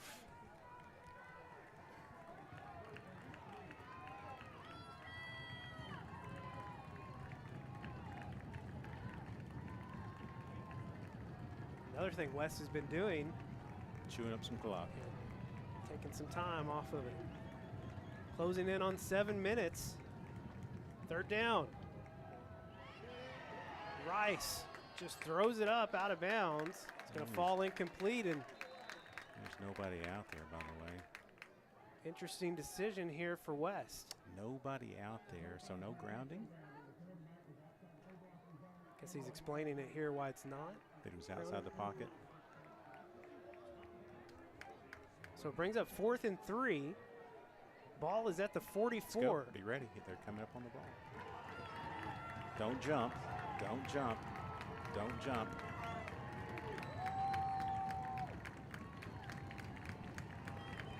Play clock down to 10. Yeah.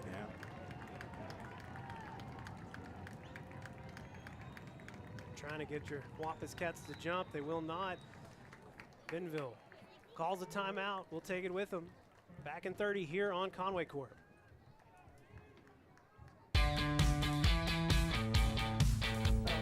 Goodbye, 9 to 5. Hello, startup. So long, IOU. Hello, settled up. So long, someday. Hello, moving day. Finance and grow a business. Easily pay friends. And quickly check loan status with digital tools from Arvest Bank. Goodbye, limits. Hello, possibilities. Well, West couldn't get the Wampus Cats to jump.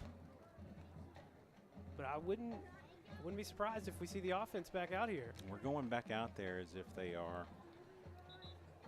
I think that I would think that they're going to go for it, but this team has been full of surprises. Well, they've been 2 for 4 on 3rd down, 1 for 1 on 4th down. They're going to run a trick play here.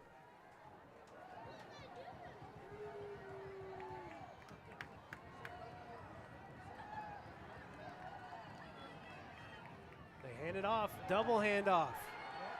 Hawkins on the reverse, stop, well behind the line. Conway sniffing it out. Ring around the rosy did not work that time. I'm sure it's worked in the past. That didn't fool anybody. It's an interesting play call. Stayed at home that time. Trez stayed at home. Who's that? Who else is that? That's John Paul Saxon. Trez making the contact. Just well done by your defense to not get fooled by all the stuff. And now a short field for your offense. It's okay. Offense needs to take advantage of this. Gaines and O'Neal here on the near side. Donovan passing on first down. Finds Jackson Anderson. Jackson inside the 10. And there's a flag back at the 45. Golly. I mean, it is unbelievable what we're seeing here.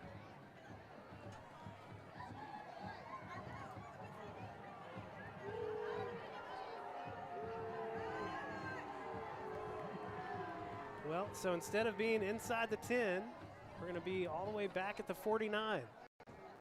Oh my gosh. I mean, and so here's the thing. They called it on James Neal 66. I just watched it in replay. That was not anywhere close to being a hold. Not anywhere close.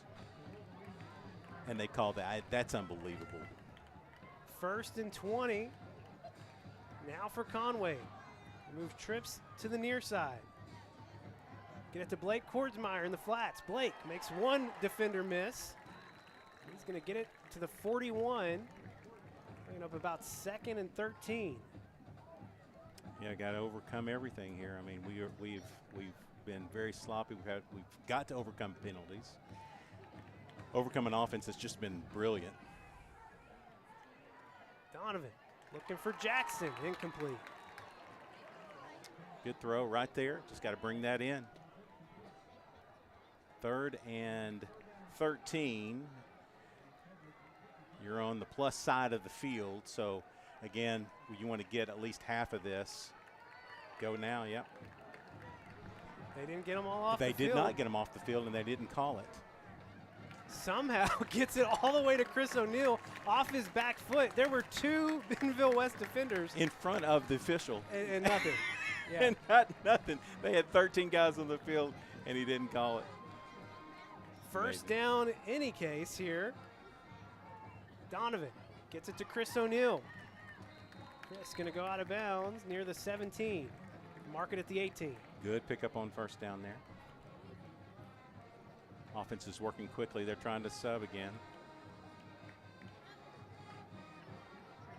Yeah, 12 men on the field. Nobody came off. One came on. I think, right? I don't know. What's the call here? Yeah, they have 13 out there. There goes one more, or 12 out there. Okay. Well, let's see. 1, 2, 3, 4, 5, 10. Yeah, now they got 12 out there again. There you go. Okay, yeah. Well, one person came on, and no one came off.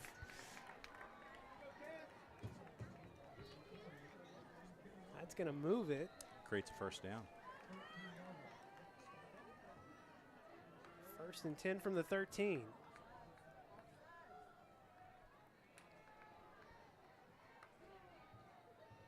Give it to Dez. Dez makes a cut back to the middle. He's going to pick up about 3 or 4. Tripped up on the play by Myers that time, or he might go a lot longer, but he got down low and tripped him right at the line of scrimmage.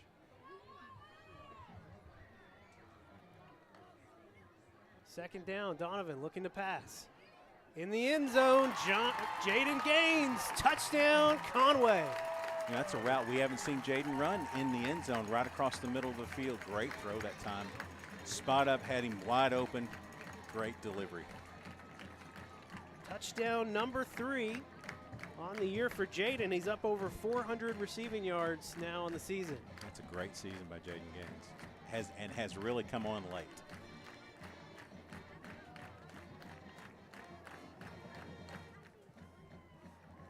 Tied up again, 21 all. This is Conway Wampus Cat football here on Conway Corp.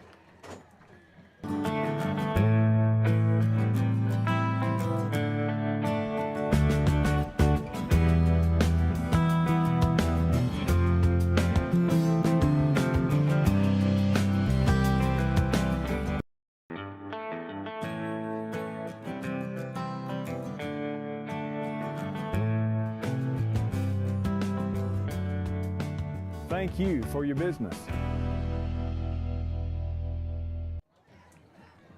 Well, all across the 7A, all the games going as planned so far, except for this one here in Conway. It's 21-all here in the second quarter.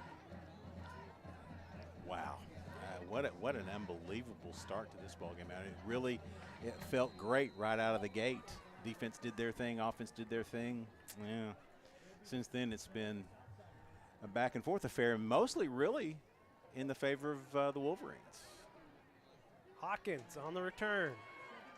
Comes back near side. Jacoby Wade going to force him out of bounds. A good return for West. Yeah, got it out to the 37-yard line and found a little bit of space there on the boundary. All right, so great job by your offense to get down the field. They had to overcome some things again.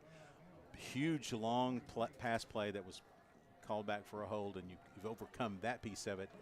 Now the defense they did a great job last time of working them into a position where we were on the plus side of the field. Need that again. Well, in that previous possession for Bentonville, West, first stop the defense has had in quite a while. Absolutely, since the first series of the game.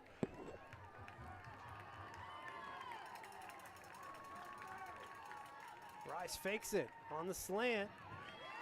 He connects with Anderson. Going to be a gain of about 3. Yeah, that's if that's what you're wanting, and I think they were wanting a little bit more out of that, but good defense that time. Well, now we got a flag. And that's going to be on us, it looks like, from the way that our players are reacting. Xavier Wright checking in for Ben Chandler.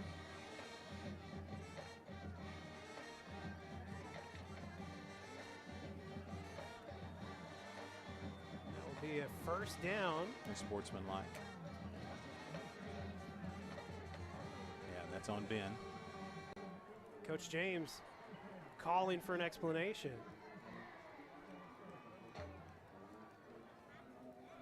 I think he wants to know exactly what was said or what happened.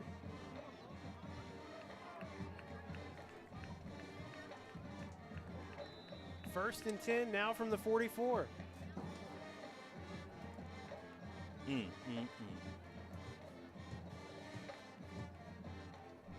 Backwards pass. Double pass here to Rice. Pass from the big guy, Lane Jeffcoat. And now another flag. Flag coming in down near the 23. Now another flag.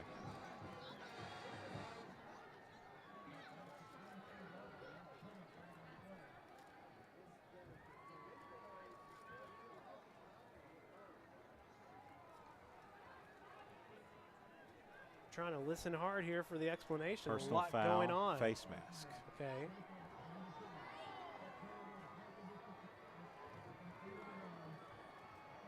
So just one penalty, even though 2 flags came in. Yeah, I think they were just confirming the penalty, I guess. But wow.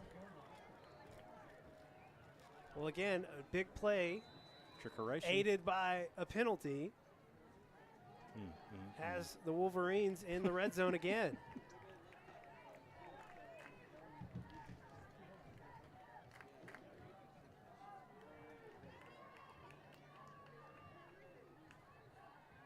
Edmondson out of the backfield. Rice looking over the middle on the slant. Knocked away by Noah Files. That's a great play. Left with the right hand came across, knocked it down. That's the way you make this coverage. He set him up, came right across the top, knocks it down. Perfectly done. Good job, Noah. 2nd and 10 upcoming. 4:40 to play here in the first half.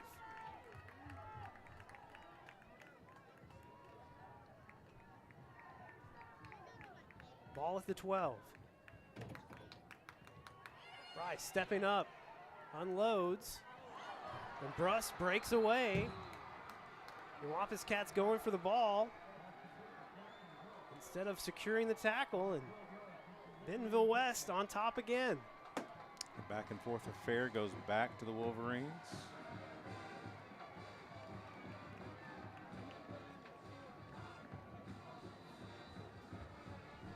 I believe that's Brust's second touchdown. It is.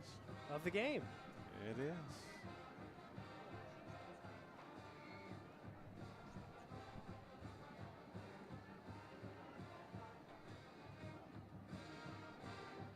A lot of scoring tonight here in the first half. It's another 7-point lead for the Wolverines. 4:32 to play here in the first half. Back after this break on Conway Corp. When you choose First Security, banking is just the beginning. Here, we take care of each other, making the community we all share even stronger. So people in Arkansas can build a life, buy a home, run a business, and more. Strength in numbers and neighbors. It's another way First Security helps Arkansas bank better. And it's why you should call on us today. First Security, bank better. Well, I was not expecting your Conway offense to have to keep pace. No. No. That's a fair statement. They have just out executed us. I mean, you had, in that case right there, you had a lineman, 6'9" lineman, throwing a pass to a quarterback on a double pass. You just don't see that every day. But they have that's a trick play. But they have done it with your basic vanilla plays as well. I mean, they've just out executed us. Grigg, another directional kick, or a short directional kick, but it's fair caught by our man Zach Colbert. Yeah, so we're going to have to, there's a lot of things to do. We got to get to halftime first, but there's a lot. I mean, and it feels like, doesn't it feel like it's just, we're just absolutely getting. Well, your Wampus Cats get the ball to start the second half, so you want to at least be tied, if anything, going into the half. I mean, all of this, and we're still just down 7. It just seems like we should be down a lot more, to be honest. Quick pass out to Chris O'Neill here on the near side. Chris just flashing the speed. It's really close. Keep on walking. Just keep on walking. Well, when you've got all right, first down. Get Chris O'Neill in space, and that's just a lovely thing. Donovan looking to pass again on first down. Over the middle for Chris O'Neill. Pass a little bit behind him, and he falls down, but it's another first down. It keeps his feet. It's worth another 10 or 15 at least. I like this pace. Good, solid catches by Chris. Give it to Trey Harris. Trey made one quick step. Late hit coming in. No flag thrown. Wow. That should be explained for somebody. So he's down. They've blown the whistle, and they come in and 0. Gain of 2, 2nd and 8. Nice. They fake it. Quick pass out to Jackson Anderson. Jackson upfield, first down. Man, those passes in the flats, they've been there all night. Getting them in space and letting them just do their thing. That time Jackson almost popped it for the score. 3:38 to play here in the first half. Donovan passing again on first down. Jaden Gaines this time on the near side. He's finding the right guys right now. I mean, Donnie's in a kind of a rhythm right now. Every throw he's made has been the right throw to the right open guy. Another first down. Donovan over the middle. Jonathan Smith in the end zone. Touchdown, Conway. Man, what a great throw. Just absolutely couldn't place it any better. And then had the contact at the 3-yard line, pushed forward. Good, strong play that time by Jonathan Smith. That's a great series by Donnie. He just really kind of sliced them up there. Good offensive possession for your Wampus Cats. Get this extra point to tie it. Conway scoring so quickly on that drive. Tied up again, 28 all, 3:19 to play. Back after this break on Conway Corp. For communities to grow, there has to be investment from different people. First Community Bank has been awesome. Whatever we need, they're there. First Community Bank, has been great to us. It really has. When we took this journey and she started just everything from A to Z, even now, I feel like she has that open line of communication. First Community Bank is a customer of ours, and we're a customer of theirs. When we got the community center going, things just fell together. First Community leads the pack on giving back. Well, your Wampus Cats tie it up again. The offense, man oh man. Donovan Amalo, 18 for 23, 186, and 2 touchdowns here in the first half. And Des Davidson has a rushing touchdown. Where's the other one? Oh, it's 3 touchdowns. Yeah, that's right. That Chris O'Neill special. The special, the quick pitch there. Yeah, 3 touchdowns for Donovan Amalo. They just had that one possession that was stolen from them back in the first quarter. Stolen. You got to execute. West will start this drive near the 24. Yeah, so the defense here, obviously, this is a pretty obvious statement. The defense needs to rise up here, show some heart and some courage, and make a play. Not fall for any of the shenanigans that have been going on. Stay focused. We need a stop here. 3:14. Conway has all 3 timeouts. Bentonville West has 2.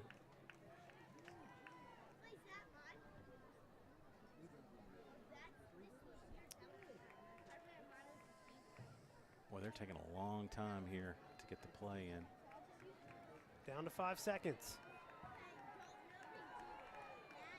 They do get it off. Rice gets the pass off. 2 Conway defenders right there, but Brust hauls it in. Yeah, just a well run route by Brust. Good connection. Those guys have made a lot of connections this year, and they are continuing here. That's just a great route, great throw. That's been kind of our nemesis, by the way, too. That pass right there, that slant right in behind the linebackers in front of the safeties. That's just a trouble spot for us. Well, we saw it 2 weeks ago. And it was nightmarish. Seen 12 in my nightmares. That was the 6th catch for Brust. Rice looking for Brust again. Didn't have a lot of time to set his feet. Pass is short, falls incomplete. Yeah, John Paul Saxton came in along with Stuck at that time, and he literally could not even set his feet, even for a quick route. That's really the first time in a while that we've put decent pressure on him where he just had to unload it.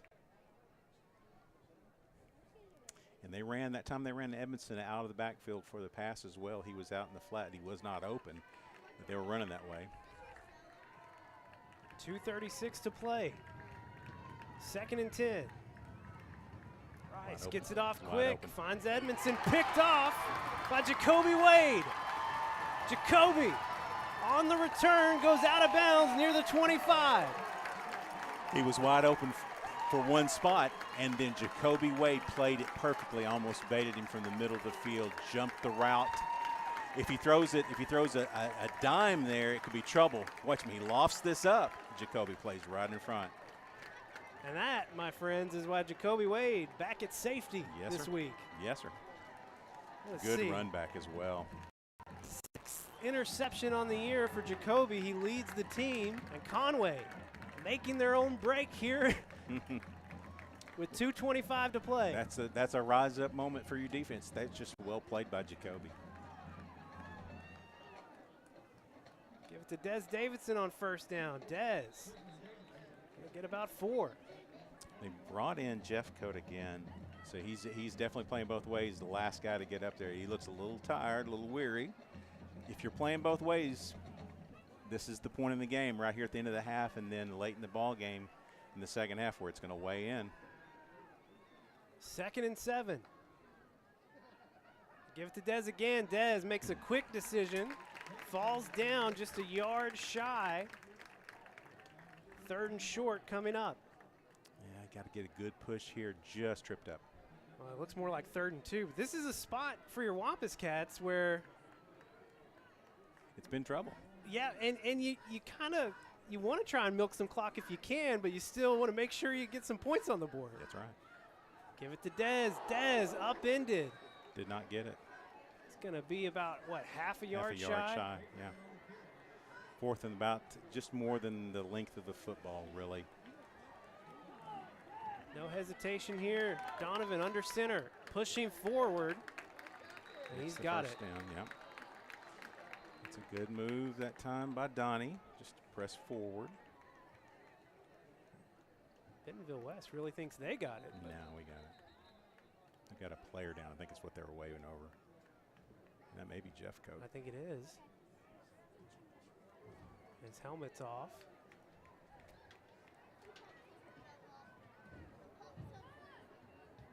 Are they going to measure here? Wow. Now I thought there was no chance. Dude, he got plenty on that. Well, the way the night is gone, I don't like how this feels, Tim Roach. That is a. Oh my gosh! Look at where he is, and they mark it back where he fell.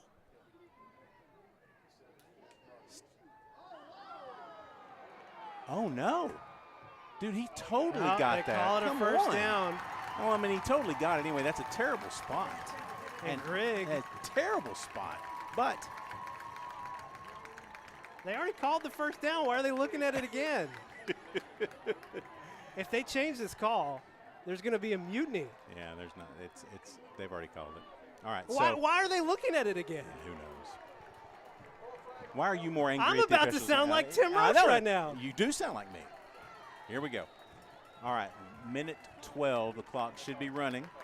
They're going to call a timeout. Okay. I need a timeout too. My goodness. Let's take a break. Back in 30 on Conway Corp. The Smith Ford family is excited about this tailgate season. Home games are away, we've got the perfect vehicle for you. Broncos make getting there as much fun as being there. And don't forget about Smith Ford's electric vehicles, the Mustang Mach-E, the F-150 Lightning, here on the lot. Come by or visit us online for the best deals around. With the Smith Ford family, we won't be undersold.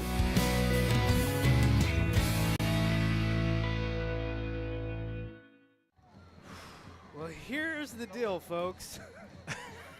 1:12 to play.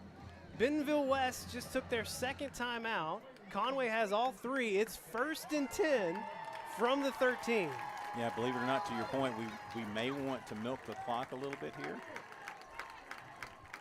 But you don't want to settle for a field goal. No. Oh, yeah. But as long as you can keep them from having a chance to score again, too.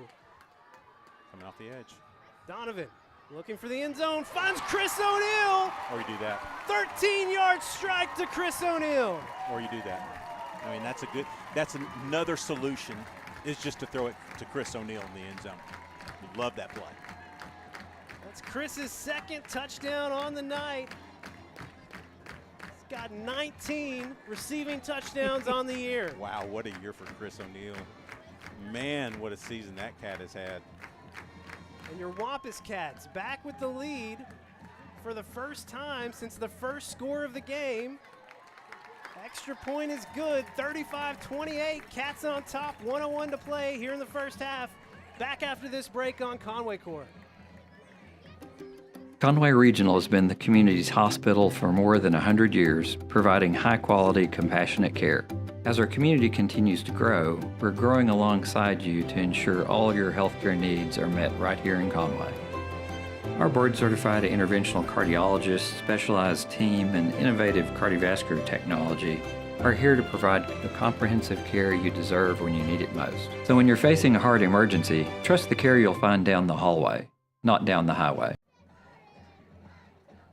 Live here at John McConnell Stadium. 1:01 to play in the first half. Wampus Cats back with the lead, 35-28, and it looks like across the way, around the 35, Lane Jeffcoat, the big left tackle and defensive end for the Wolverines, it doesn't look like he's going back in soon. Yeah, he's got his hat off. You can see him right there. I mean, he literally stands out like a statue over there at our kicking line at the end of there.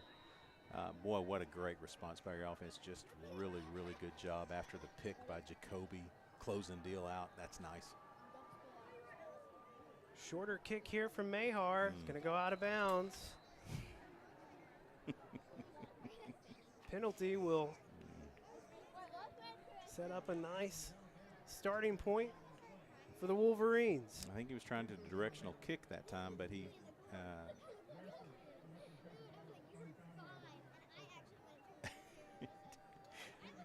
this is a true story. I don't lie about this. This is what a great catcher. I mean, this is perfectly thrown right in the middle of the zone. Major Mahar doing up and up downs on the sidelines after kicking it out of bounds. That's how this rolls. That's so interesting to watch. West takes over with 1 minute and 1 second left. Quick pass here on the near side to Grigg. Pushed out of bounds by Tice Carr. 2nd and short coming up. Yeah, gain of about 7. And just 1 timeout left for the Wolverines. Yeah, so they're working the sideline there. Again, in high school ball, it does the clock does stop on the first down until they get it marked and get it set for play. So they have that going for them as well. And I don't know what their truly what the strength of their kicker is. I haven't seen him do anything from a lengthy field goal perspective, so I don't even know if they're thinking that way anyway, to be honest. 2nd and 2. We'll swing it out to Edmondson. Xavier Wright chasing him down. He's got the first down. Broke away and got about 7 more.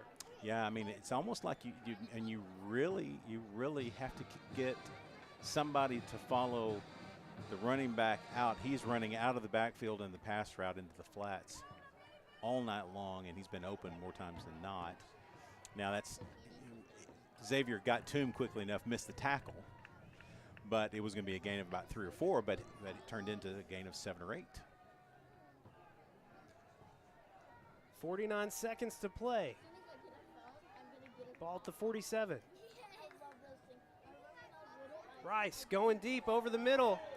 Jacoby Wade almost had his 2nd. Mistimed his jump a little bit. He's got 6 interceptions on the year. That was almost number 7. Yeah, Keith, I think we got it here. He just mistimes his jump just a little bit. He was on the way down as the ball was coming to him. Well defended, just mistimed his jump. 2nd and 10. Gotta be watching Brust here. Rice finds Brust on the far side. Great route. Really kind of did a number on our corner that time on Trez. He ran a great route on Trez. Down, ran the hook. Trez went with a little bit of the deeper route, and he cut it off about 2 yards beyond the line to gain, and it's a first down. They are on the move again, not taking them long. 39 seconds and 1 timeout left for the Wolverines. Jacoby looks like he's coming off the edge. Now he's backing out. Gave him a look. Rice unloading deep. Jacoby Wade catches it, but well out of bounds. Yeah, we've got some action in the backfield that they're still not. We haven't called. I don't think they've called a hold tonight on their offensive line. Maybe once. There was a chop block. Yeah, they had. I think that's really about it. It was a crackback. It was a crackback. Oh, I called it wrong. Yeah, okay. Thanks, Trevor. But it was a crackback block. But I will tell you, they're getting away with a lot in the backfield, and I say that because we're not getting away with a lot in the backfield. So 2nd and 10 from the 34. Plenty of time. 31 seconds.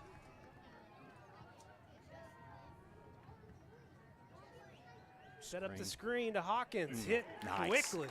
That's a great way to play that. Who is that, Noah? Noah Files. Yes, sir. That was what, and it was recognized by the defensive line as well. We started to chase and turned. And the clock's still running. Yeah, watch this. Turn. That's Watkins made a great comeback tackle. Recognized it. Down to 9 seconds. Rice looking for Brust. Flag coming in as time expires. They're going to call pass interference on Noah Files.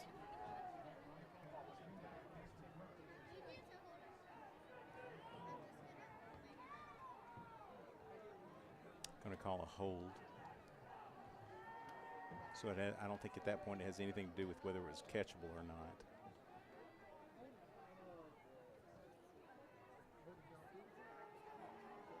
It's a 10-yard penalty. One untimed down. So the ball is going to be spotted now at the 22. Let's see this. Let's see. So they're going for Brust. Oh, come on. No, I mean, that is that is so bad. Well, West will use their final timeout. We'll hold it right here. So here's the deal. Conway up 7 points. Bentonville West going to get one untimed down here. You just got to get a stop some way, somehow. You don't expect any trickeration here. This is going to be your basic drop back, find the right guy, roll him out if he needs to. They're at the 22-yard line. You can't throw anything short. You got no time left to do anything. So you really need, if you throw it short, it better be clear from about the 5-yard line in. You're going to have to throw it into the end zone. I think that's probably what they're going to try to do. The guy that they have gone to the most has been Brust, and he's very good. This quarterback, Rice, has been very good in terms of moving the pocket and scrambling and giving his guys time. So you have all that danger. You do have the running back, Edmondson, out there. I don't know if they would go to him. Oh, they're going to try. They're going to kick a field goal. Oh, wow. That is surprising. So from the 29, this will be a 39-yard attempt by Grigg.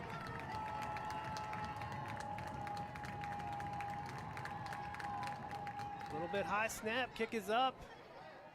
Got it. And he got it. So time had already expired. Final play of the first half. Bentonville West hits a 39-yard field goal. That's a gift. Cuts the lead to 4, 35-31. Your Wampus Cats will take the lead into the half. What a strange first half here in the 7A quarterfinals. It's a lot of back and forth, and again, it ended up with a little momentum going the way of the Wolverines. Got to go back in, rework, get some things figured out, come back and play some ball. Conway Regional Health System halftime show starts now here on Conway Corp. At Conway Regional Endocrinology and Diabetes Center, your health is our priority. We are committed to providing high-quality, compassionate care to our patients. Our exceptional team of providers are experts in diagnosing and treating various conditions, including diabetes, thyroid diseases, infertility, growth issues, and metabolic disorders. With their extensive training, they are dedicated to ensuring you receive expert, personalized care. We understand that our community's needs are vast and diverse. That's why we are dedicated to expanding our center, welcoming new providers and services in this area of medicine. We are more than just your healthcare provider. We are your partner in health. We are accountable to each unique patient, committed to providing comprehensive and personalized care for your needs. Take the first step towards better health. Visit our website or call us today to schedule an appointment. Conway Regional Endocrinology and Diabetes Center, where your health is not just our priority, it's our promise.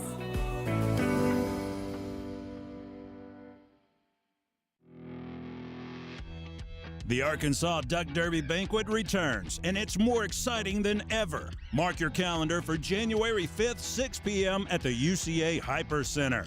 Enjoy live entertainment, browse dozens of silent auction items, and grab a bite from Old Bart's Southern Eatery. This year's big ticket raffle prize is a 2023 fully loaded Polaris Ranger 1000 Premium valued at over $20,000. And raffle tickets are already on sale at locations near you.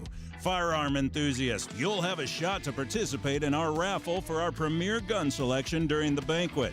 Don't miss a night to remember where every moment benefits the Conway Regional Health Foundation. Head on over to ArkansasDuckDerby.com to learn more about the premier duck hunting event of Central Arkansas.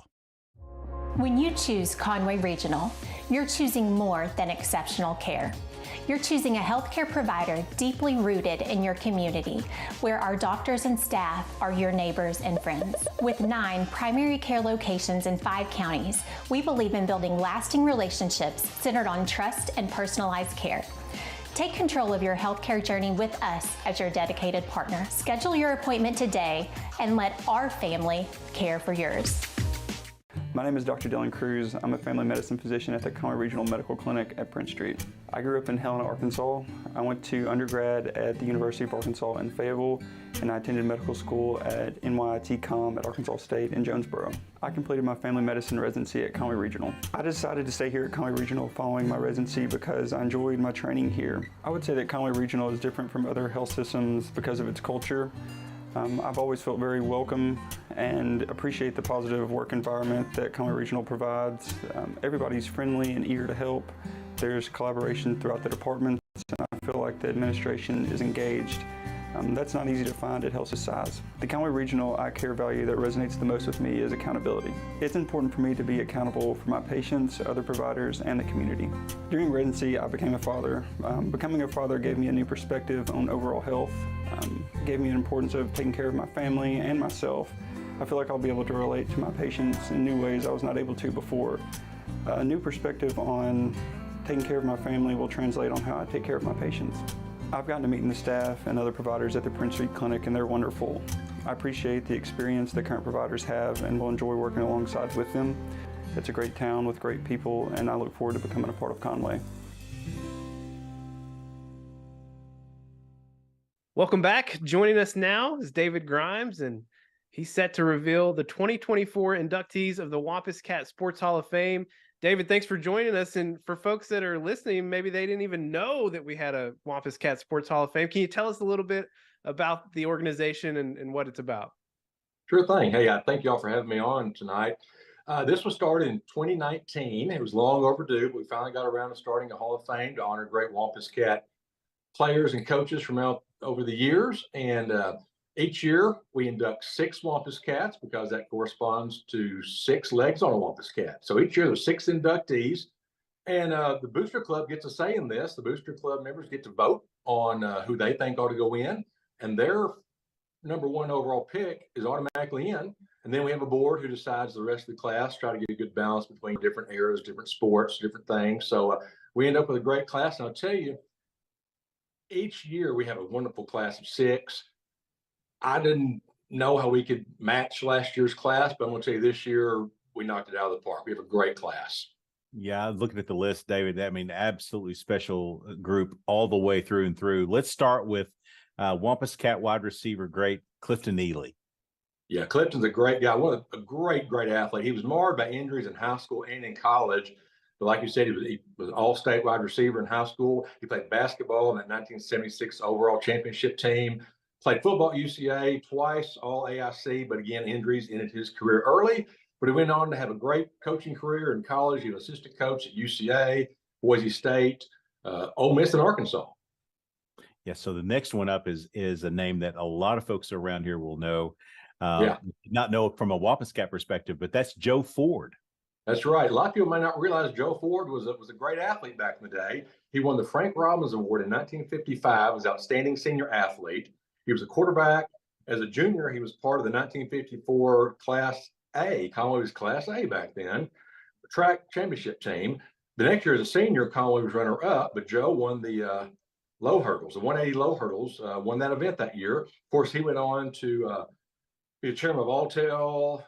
Now he's got the West Rock Coffee thing coming back to Conway. And he's also been the vice chairman of Augusta National Golf Club for many, many years, home of the Masters. You can't be involved in sports around Conway and not have run into a few Fulmers in your life. This one's pretty special. Jack Fulmer. Jack Fulmer. Jack is a great guy. He too won the Frank Robbins Award in 1962 for Outstanding Senior Athlete.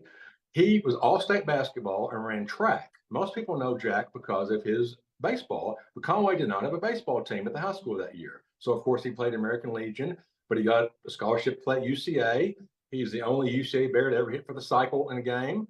He was drafted by the San Francisco Giants in 1967, played in the minors for several years, then went on to coach at UALR, then come back to his alma mater at UCA to coach baseball, and he still officiates high school football to this day. Great guy.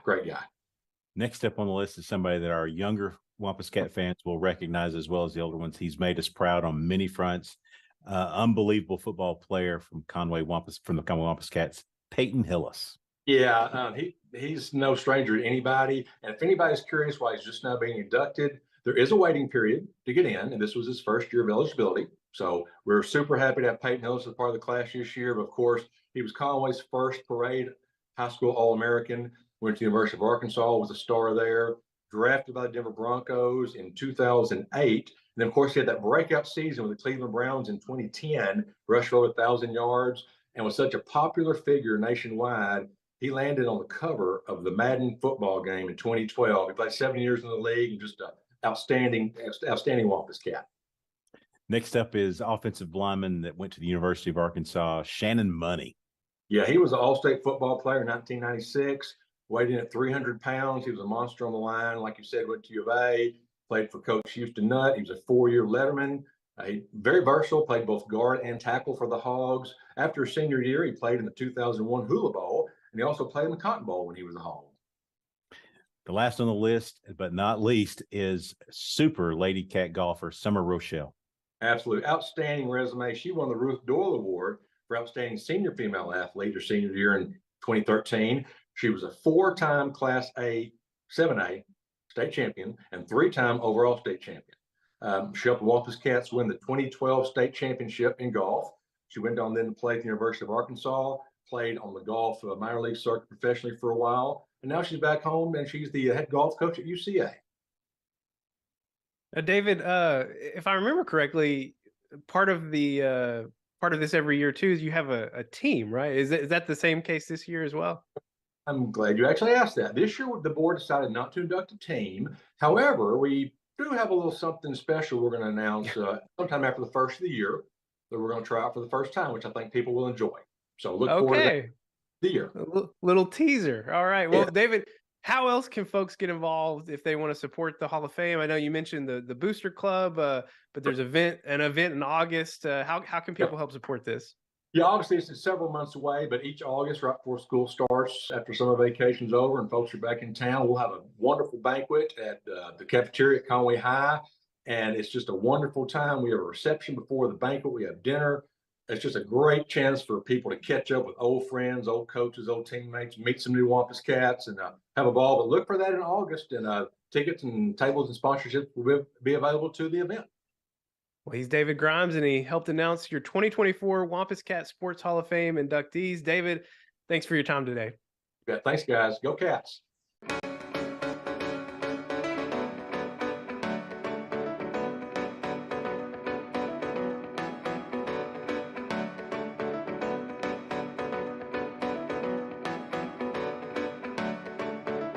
Hey there, I hope you're enjoying halftime so far.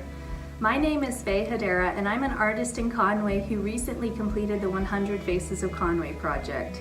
I wanted to let you guys know this is the last weekend to nominate for my next big art series called Meet the Conwegians.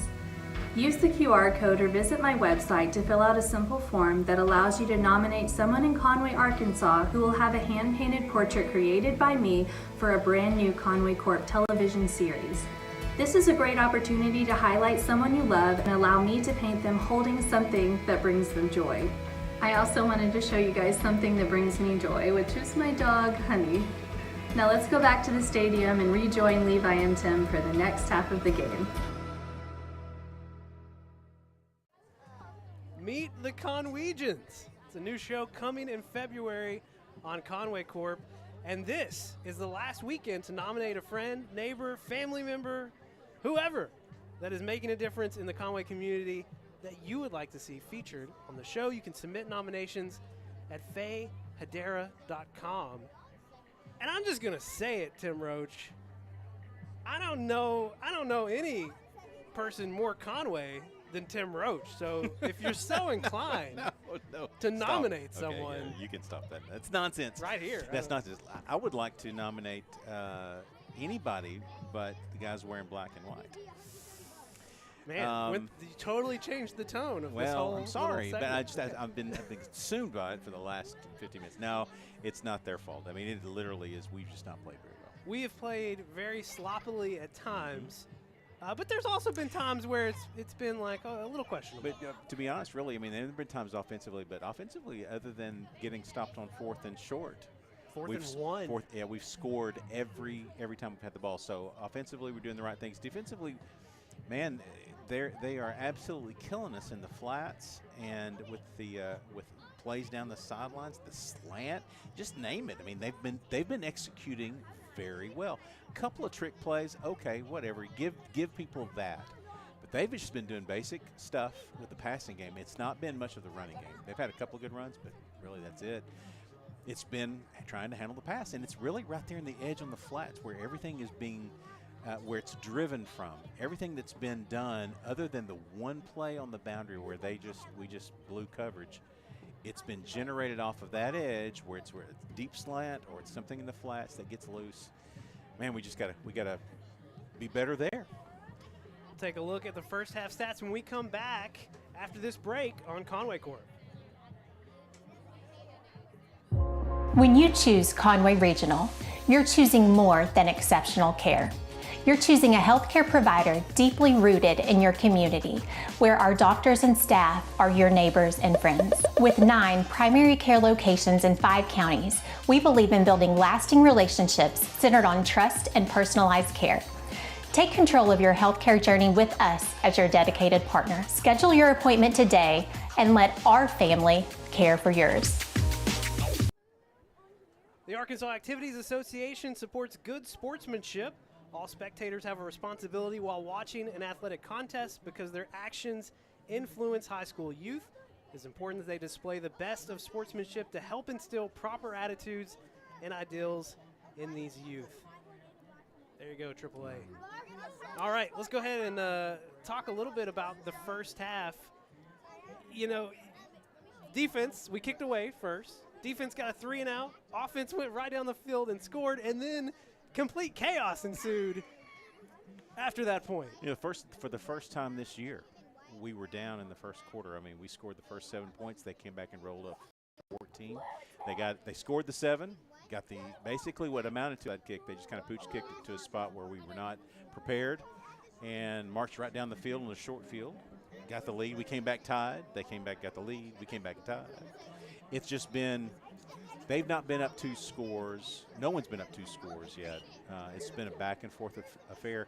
And, I mean, so don't dismiss what just happened right before the end of the half. It was a 3rd down play where the time ran off the clock. They called a defensive hold, and they chose, with the yardage of the penalty, to kick a field goal to get within 4. Keith, if you're going to go ahead and pull up those first half stats, very interesting total offense comparison here. 312 yards of total offense for your Wampus Cats. 290 for Bentonville. I don't know that we've seen at the half numbers that close, except for other than week 10 with Bryant. Yeah, 4 touchdown passes. And so, I mean, 20 yards rushing, 270 passing. And one of the things that I know that Buck James preaches, and for the first half, it has not been true. And that is, if you take away one half of the offensive equation, where you take away completely the run or you completely take away the pass, you can be beat, and you can be beat. And we're winning. We won the first half, but not by the margin. No, it doesn't. And not by the margin that you would have thought. But 270 to 20, and it's not because we've had a bunch of sacks. I don't know that we've had any sacks. Haven't had any. Yeah. So that's pure 20 yards rushing. Now, we've been fairly balanced, and that's great news. But man, it just feels like West has dominated us in the first half, and I feel very fortunate to be up, just to be honest. I think that's an accurate, as accurate a statement has been said. Listen, during the week, you and I, we always meet on Wednesdays leading up to a game. And I don't know anybody that watches more film than you, other than the coaching staff. I'm sure they do. Yeah. But just, casual observers or otherwise, I don't know anybody that more intently watches game film of the opponents that we play each week than you. So when you tell me things like, I'm not really worried, I think we're going to be fine, and then this happens, it's very unsettling for me. Because I trust you implicitly. The last 2, you're judged a lot by how you came into the playoffs. They got absolutely throttled by Bentonville at home. I mean, throttled. And then they barely beat and really could have lost to Northside, who has completely struggled this year. I mean, Just those won guys 2 are games they all won year. 2 games and had to beat Southwest just to get in. So, and they've had all kinds of issues. So you barely at home, barely beat them. And you didn't. I can tell you that you didn't see any kind of dynamics like this in that game at all. I watched the game, but I watched some earlier part of the season as well. I mean, they've won their ball games. They're 8-3. They're a good team. Yeah. And I think, as I told you, I mean, their quarterback is good. Their running back is good. They've got a great wide receiver. Defensively, they've struggled tonight to keep up with us. That's a good thing because we have not stopped them from our defensive side. Before we start the second half here, let's go ahead and look at the other action that's happening around the 7A tonight in the playoffs. Last check at halftime in Bryant, the Hornets up 35-17 over Rogers. Cabot and Bentonville, that game up in Northwest Arkansas, the Tigers up 35-7 over Cabot, that game into the third quarter.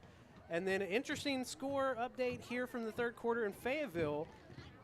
The Bulldogs had, I believe, like a 17-3 lead at halftime. It's now 20-10, so Southside pulling within 10. Well, and here's the other thing on that. I mean, that's the score. I would have expected more like what we have here for that score there. Yeah. I mean, they both are very good.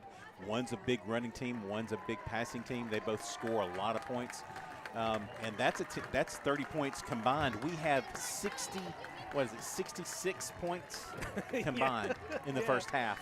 So, yeah, it's a little bit different. Well, and the good news about that, though, is that that Fayetteville game's going to be over, I would assume, before our game is. Yeah. So we will know at the end of this game, hopefully if we pull off a win here tonight, we will know whether or not we are traveling to Fayetteville or we'll be hosting a potential semifinal game here. But that is still a long ways away for your Wampus Cats. First things first, right? First things first. Oh, Yeah, my goodness. we do get the ball first, and that's great news. That's really why that field goal late in the first half really bothered you? Yeah, because you're up. At that point, you're up 7 and you get the ball. Now you're only up 4 and you get the ball. Puts a little bit more pressure on getting a touchdown here, rather than relying on that lead. You're going to have to score more points. You know that because they've done tremendous amount of damage offensively to us. Another high kick. This time taken in by Chris O'Neill near the 20. Chris taking off. Past the 40. Finally goes out of bounds. I don't think that's who you wanted to kick it to. Yeah, you want a pooch kick. Don't pooch kick it to that guy. That's going to be one of those Buck James specials where the kicker comes over and he goes, hey, how about you don't kick it to him? I said anybody but one. Great starting field position for your Wampus Cats. How about no? How about no? All right, offense. You got your regulars that are going out there. Jaden Gaines, Chris O'Neill. You've got Colin Croft in at right guard. Yeah, Colbeth is in, actually. Colbeth is in the slot there. Where's that Max? That's Max. First down, they hand it off to Des Davidson. Des, lucky to get one there. He was swallowed up quickly. It's actually Max Owens, number 15, in the slot. 2nd and 9. They give it to Des again. Des trying to get around the edge. Blowing through the line. Des gets upended at the 25, but flips the field. That was a very acrobatic move to the ground, was it not? Great move here. Watch this block by Q. Gets up there on the edge, takes that sealed off inside by Colin Croft. Yeah, Colin Croft. Split the seams. Moving quickly. They got it to Chris O'Neill in the flats, and Grigg with the tackle. That could have been way worse. Yeah, that was a real nice play there defensively. Cats are on the move. 2nd and 9. Flag coming in. They'll blow the play dead.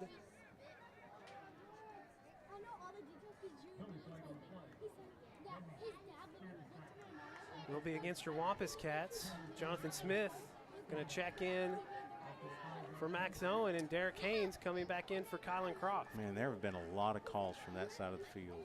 Man. It'll be 2nd and 14.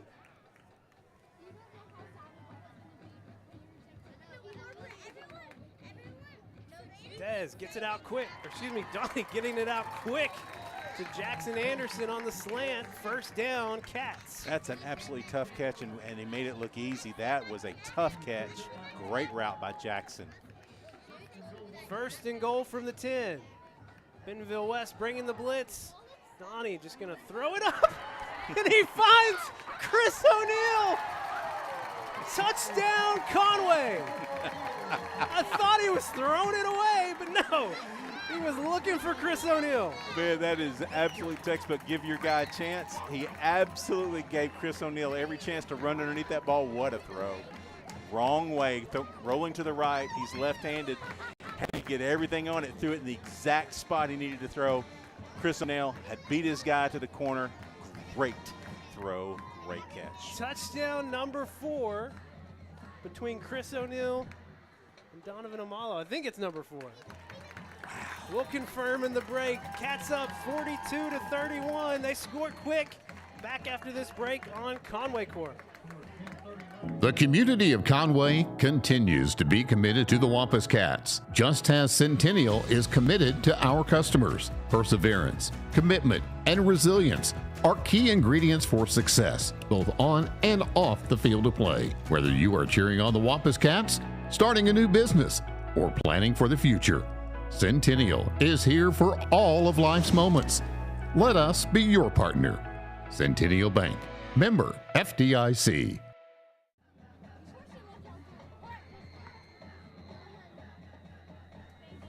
Back live. What a night for Chris O'Neill. He's got 9 catches now, 73 yards, and 3 touchdowns. 3 touchdowns. To Chris O'Neill. Wow. What a night. Great throw by Donnie that time. I mean, he literally bought all the time he could buy. Threw it as far as he could throw, but threw it to a spot where only O'Neill could catch it, and he did it. He did it. Cats score quickly, extend the lead to 11. Bentonville West trying to respond.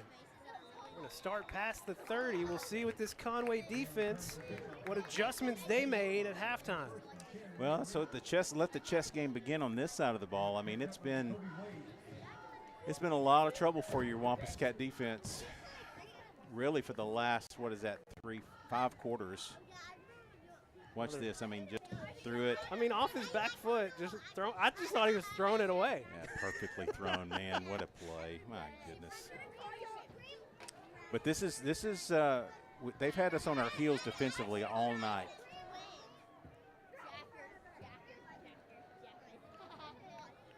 They give it to Edmondson, excuse me.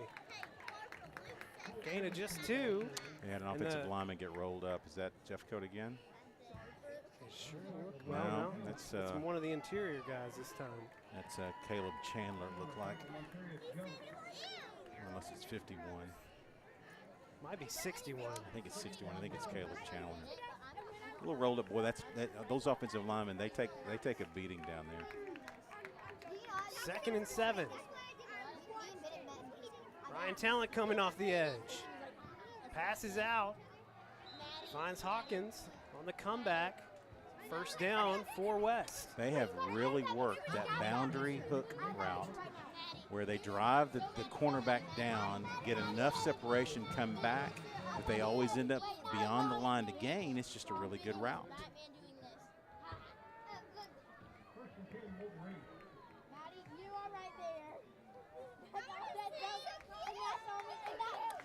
Scoreboard is wrong. It is 42 to 31. 42-31. 1st and 10. Oops. Rice going to keep it. Jonas Cecil slowing him down. Man, what a. Okay, yeah, spot coming back a little bit. Yeah. Boy. Still a gain of 4. Great read that time by, again, the senior quarterback. Put it in the stomach of Edmondson and pulled it out, and that was the right thing because Edmondson got absolutely blown up in the backfield, and he had got a great gain of 5. He did take a bit of a hit, but bounced right back up. 3rd and 6. Rice gets the pass out quickly. Another first down for West, and they're going to add more with a late hit on the sideline. I'd like to see that again because that was right on the boundary. I just don't see that. But from here, it looked pretty bang bang to me. Yeah. Do we have that play again, Keith? may not have it, but I will tell you, I mean, it was just right on the sidelines. And I mean, most of the calls tonight have been on that side of the field.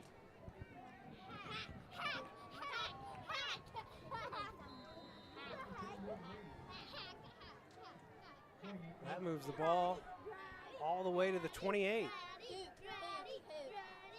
11 penalties now against her Wampus Cats. Under pressure on first down, and Chandler making contact. Rice had to throw it away. Yeah, the heavy pressure. Anytime we brought pressure, he's having to unload the ball with a rush. I mean, he's not been pressured and thrown the ball very well, other than one time he did make a good throw. He's just been unloading it.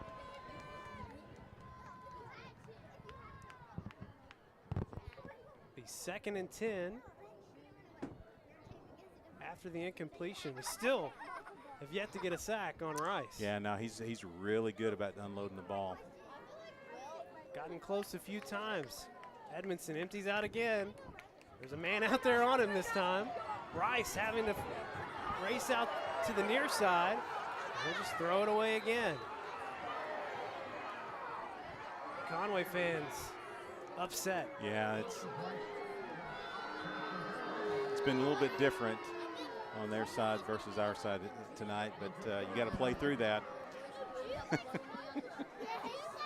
It's frustrating for everybody in a blue uniform or in supporting a blue uniformed guy. It's definitely been one way tonight, and maybe that's the way it's been. I mean, it's the way we've been penalized because we're there. 3rd and 10, trips tight to the far side. Rice looking that way, gets it out quickly. Hit hard. But Jacoby Wade, a flag coming in. Oh, no. No. Oh my gosh. It's on that far side again. That is absolutely not a penalty. Oh my gosh. Take a look at the replay. Oh my gosh. Oh.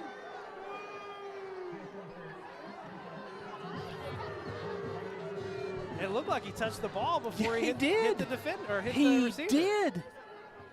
And the guy's right there. I thought that is so bad. Watch this. Oh my gosh.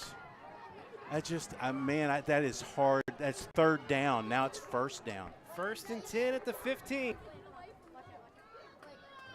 Rice unloads over the middle. It's tipped.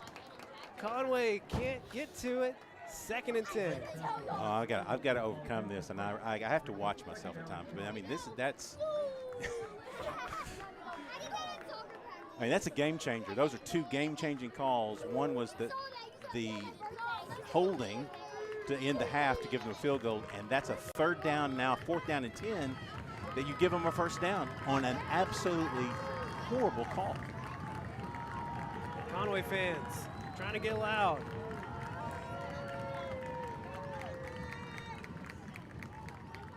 Second and 10, Rice. There's a flag coming in behind the line. Catch was made for about 8 yards, but kind of expect this one's coming back.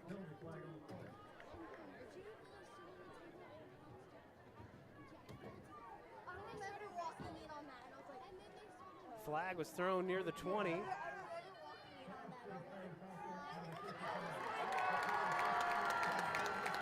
Conway fans happy with the call.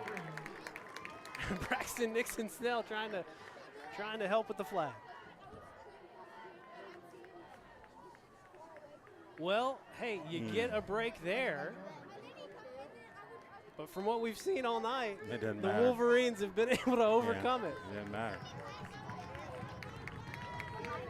That backs them way up. 2nd and 25.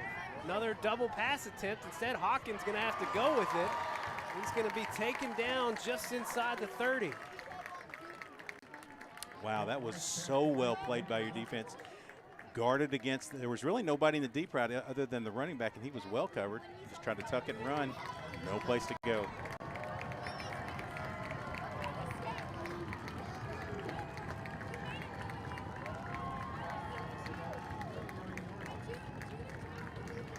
Third and long again.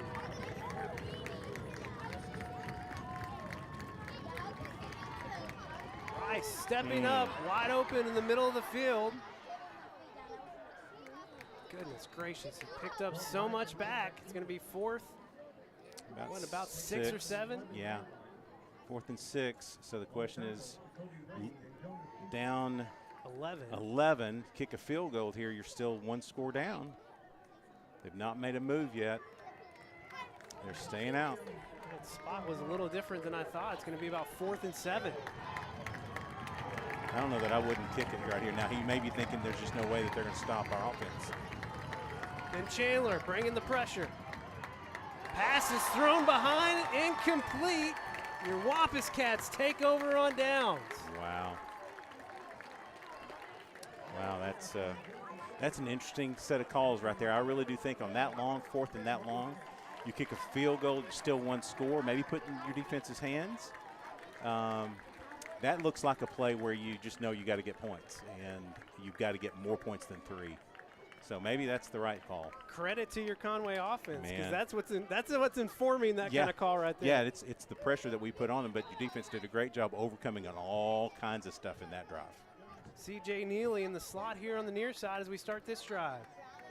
They get it to Jaden Gaines. Jaden, wide open space in front. The block from Neely. Jaden taking it down near the 45. What a great job that time Stats was looking at as well. Great move that time by Jaden to go from inside to his outside hand to carry the ball, because you can get stripped on that inside if you're not careful. Just a great heady move by Jaden Gaines. They move Neely to the other side. Trey Harris in the backfield. They fake it to him. Oh, no. Oh, no. It's picked off. Donovan trying to make the tackle. He cannot. He's chased down by Neely. Just a miscommunication between Donovan and Jaden Gaines here on the near side. First interception of the game for Donovan. Yeah, Jaden had gone down to block, and just made complete miscommunication. Good play by Neely to come back and make the tackle when he did. So 6:59 to play here in the third quarter. Bentonville West just 8 yards away from the end zone.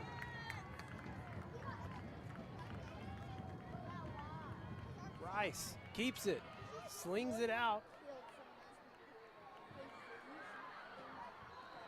I think he connected with Brust out there on the far side, and he stopped just short. Ben Chandler slow to get up here on the other side of the field. That's way away from the play. Wow, that's strange. All right, yeah, they got plenty there. That's a great after the catch move by West. 2nd and 1. Rice keeps it. It's going to be stopped behind the line. And he's slow to get up. Yeah, he took a pop right there. That was well done in terms of coming up to get him. Watch this here. Jacoby.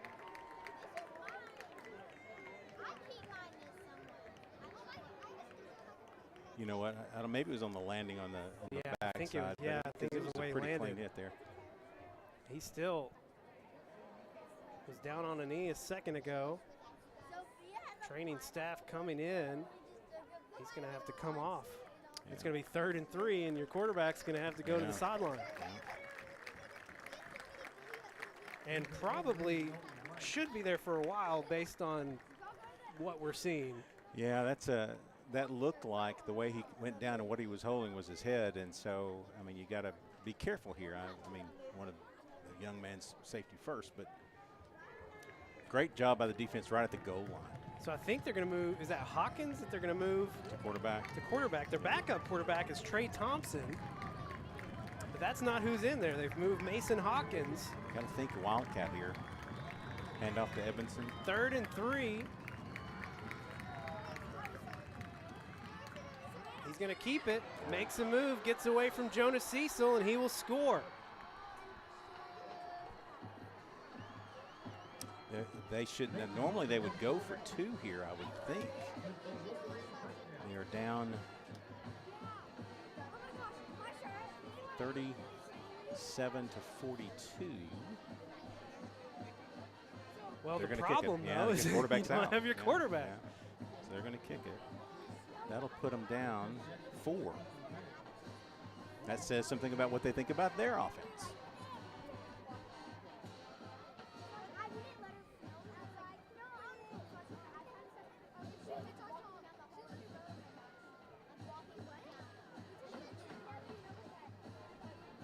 Extra point makes it a 4-point game. 42-38. Cats on top. Back after this break on Conway Corp.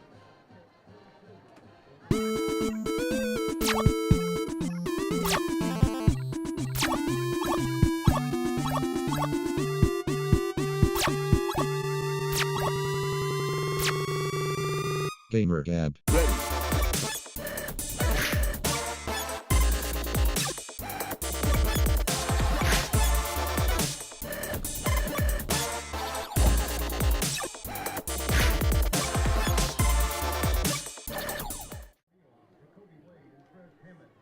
Well, I thought perhaps things would get less chaotic here in the second half. You were wrong. I don't know why I thought that. 80 points. That's 80 points in this ball game. Goodness gracious. Can't have mistakes on offense. That was a direct problem there. But defensively, just got to find some ways. I'm not sure exactly what we can do there. I thought we looked a little bit better there for a while, but now you got to protect against shenanigans and all kinds of stuff. They're still down a touchdown. They got to get a touchdown to get the lead. Well, he's lined up like he's going to maybe do some shenanigans here. Another shorter kick, this time to Jacoby Wade. Jacoby trying to get out to the far side of the field. Breaking 2 tackles, takes a hard hit right near the 23. But he got some yards out of that thing. Yeah, there goes a flag. Now, here's the thing. That had better go both ways. I mean, that's a little bit of pushing and shoving after the play. Multiple flags down.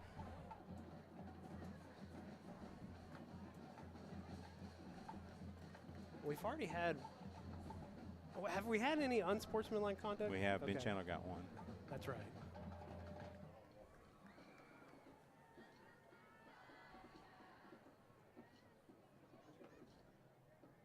Well, now we wait with bated breath.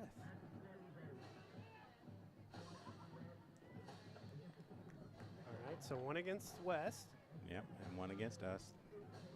Can't be one way. So now you've got 2 Wampus Cats. With one, yep. I don't know who. I couldn't tell who they called. I couldn't hear the audio. Couldn't tell who that was on. Well, I saw Jacoby coming up. He did in kind of the shove, area, yeah. so I don't know. I think he could be one of the suspects. Yeah, probably. Based on proximity. There's a now flag coming here on the near side. I think that's a sideline warning, I would guess.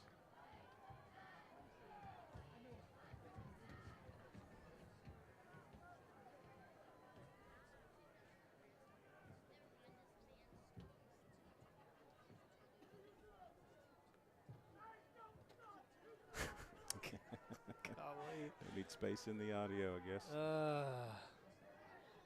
Sideline warning indeed.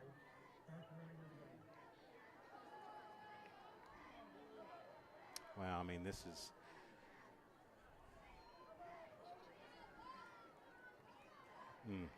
Coach James was walking away, but now he's walking right back.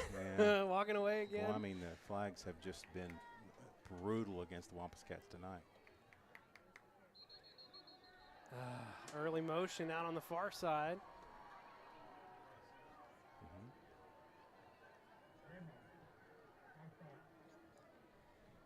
They'll back them up 5.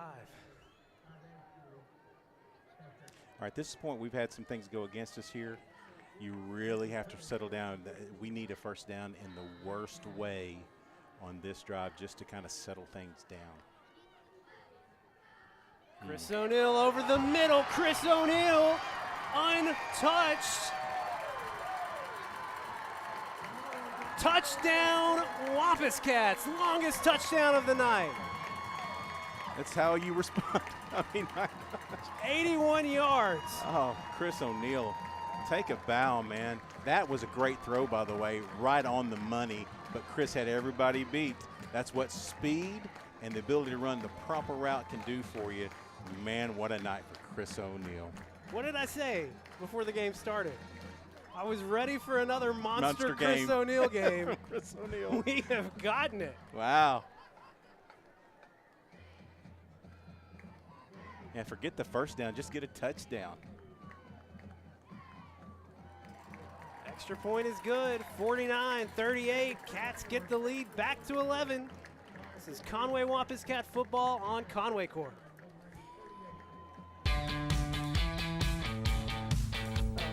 Goodbye, 9 to 5. Hello, startup. So long, IOU. Hello, settled up. So long, someday. Hello, moving day. Finance and grow a business. Easily pay friends. And quickly check loan status with digital tools from Arvest Bank. Goodbye, limits. Hello, possibilities. Oh my goodness, Tim Roach. 6. Is that what stats is telling me? 6 touchdown passes? 6 touchdown passes for Donovan Omalo. And it's 4. Are we up to 4 now for Chris O'Neill? 4 touchdown catches for O'Neill. And 154 yards on 10 catches. That's the throw we saw. I mean, that's where you throw the ball in between the safeties and just say, go beat him, and he did. I mean, he just split him, and it was over. It was over when he caught the ball. They kick it to Hawkins again, coming back here on the near side. Jacoby Wade wrapping him up, keeping him in bounds. And West will start past the 30 on this drive. They do a good job on the kickoff returns. They've done a great job. All right, defense. The serve is back in your court. Got to do something here. They had a short field. I mean, they were behind the 8 ball. Yeah. Literally behind the 8-yard line. And as we come back, earlier. though, we do see Dalton Rice back on the field for the Wolverines. Yeah, I guess no concussion issue there. Good to see, I guess. All right. Been looking at the linebacking core. That's tonight. So Ben's back out there. He got a little dinged up. He's back out. Xavier Wright, John Paul Saxton at linebacker. Braxton.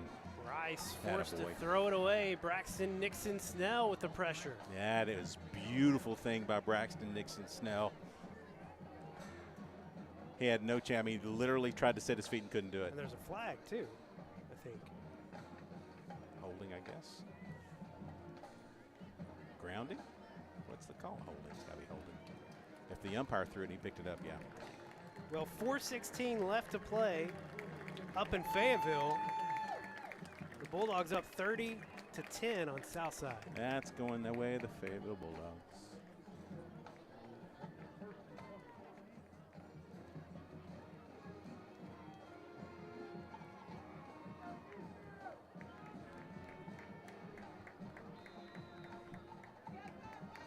First and 20 now after the penalty. Rice, quick pass here on the near side to Grigg. John Paul Saxton slowing him down. Caleb Kern coming in from behind to finish it off with a gain of about 10. Yeah, unfortunately, it was going to be a gain of about 7, and he threw him about 3 or 4 yards forward, but he made a good, solid tackle. They got all the yardage back there. Picked up 10 and makes it 2nd and 10. They're taking the short routes. I mean, they probably will try to hitch and go at some point in time in this quarter. Still 5 minutes to go in the third. Is that right? Oh my gosh.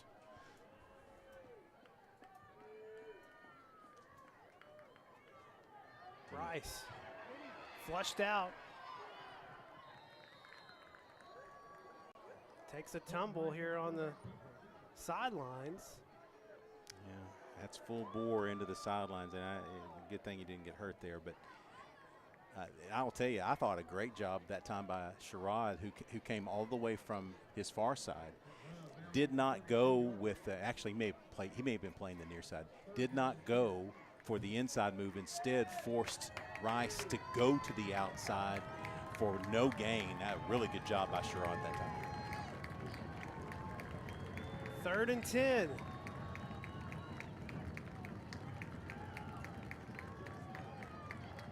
Rice lofting one up, looking for Hawkins.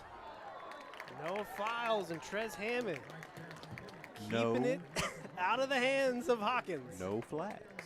There are no flags on the field. And no choice for Bentonville West but to punt it here. Yeah, I mean, so here's the thing. I mean, it's an 11-point game.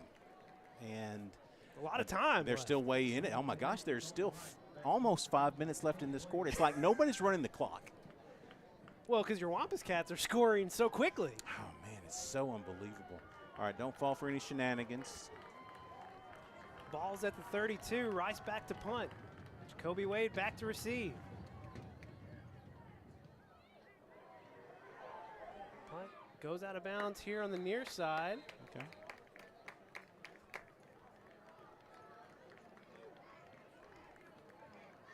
Yeah, coming back up, coming back up. Going to be spotted near the 40.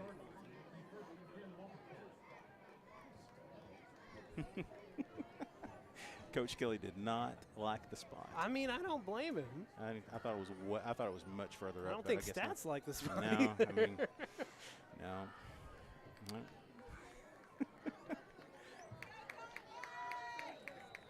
All right, offense.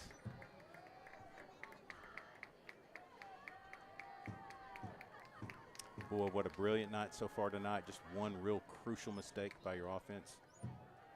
Des Davidson getting the first carry on this drive, beating everyone to the edge. And there's a flag back near the 45. Guess who threw it? The far side.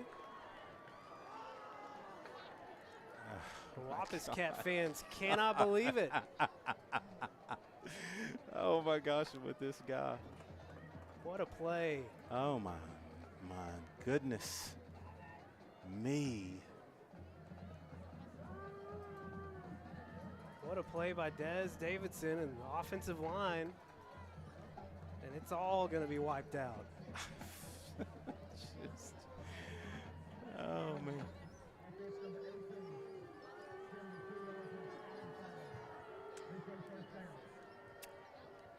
Well, so the good news is it's only going to be a loss of about 3.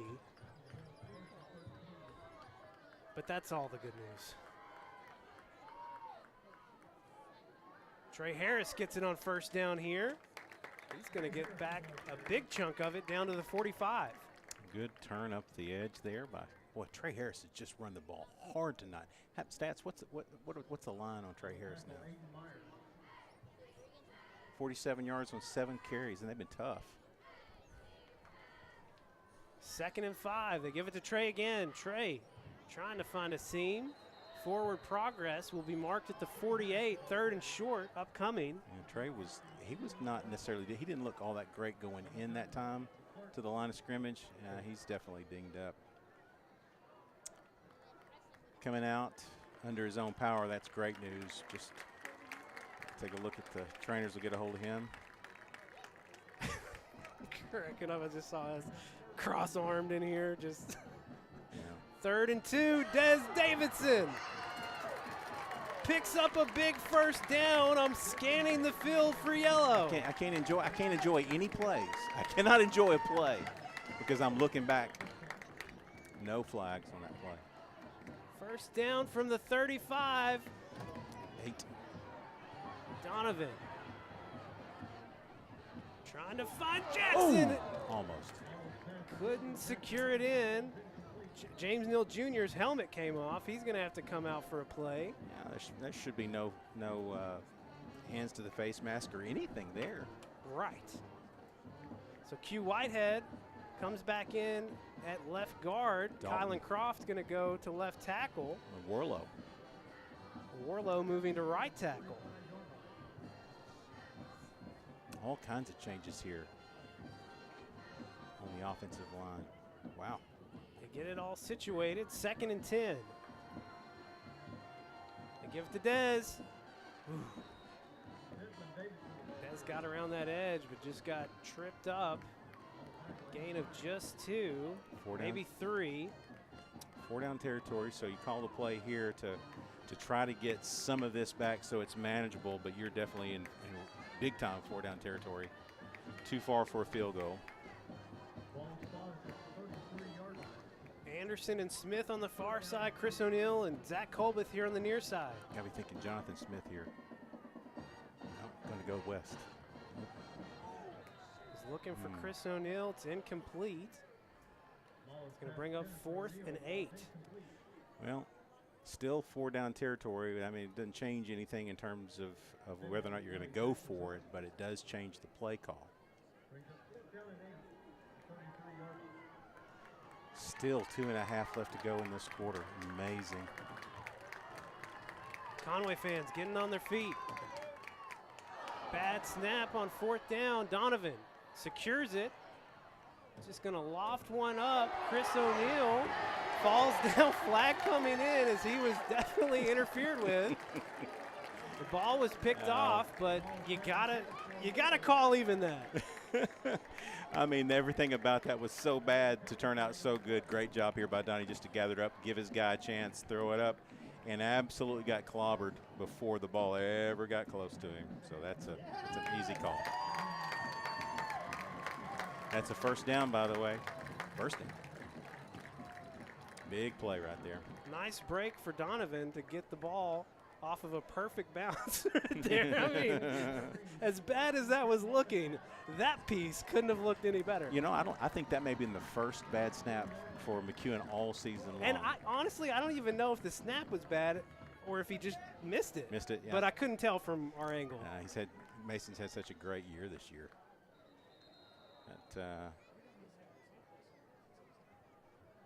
Officials timeout as they converse. Maybe something up with the clock, perhaps? Maybe, I don't know.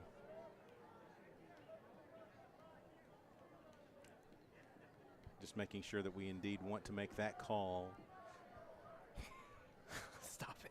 Well, I mean.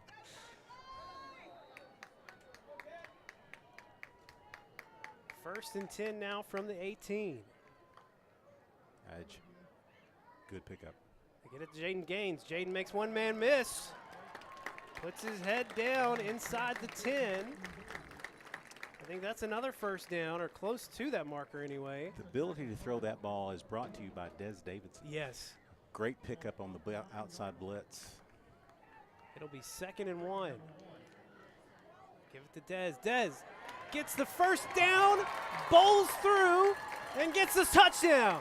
I mean, that is just as Des Davidson a run as you're going to have. I mean, he literally gutted him up the middle, made contact at the 2-yard line, and powered through, knocked him over, trucked him at the 2-yard line. Now there's a flag down.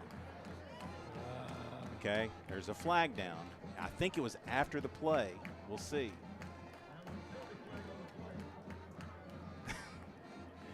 Man.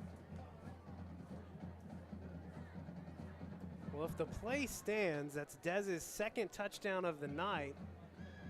He's up to 129 on the night, if the play stands. They're going to ask it. So it's on us. They're asking the coach what he wants to do. And I'm guessing it's a post-touchdown penalty because it wasn't there. And it'll be, do you want it on this play? Extra point, or do you want it on the kickoff? On the kickoff. I would assume he probably wants it on the kickoff. We'll see. His choice.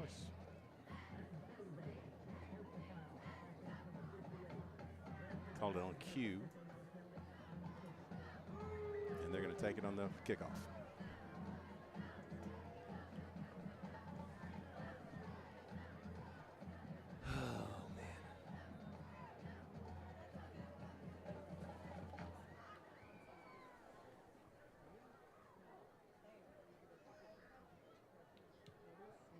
Extra point is good. Conway extends the lead to 18 with 2:12 to play in the 3rd quarter. Back after this break on Conway Corp.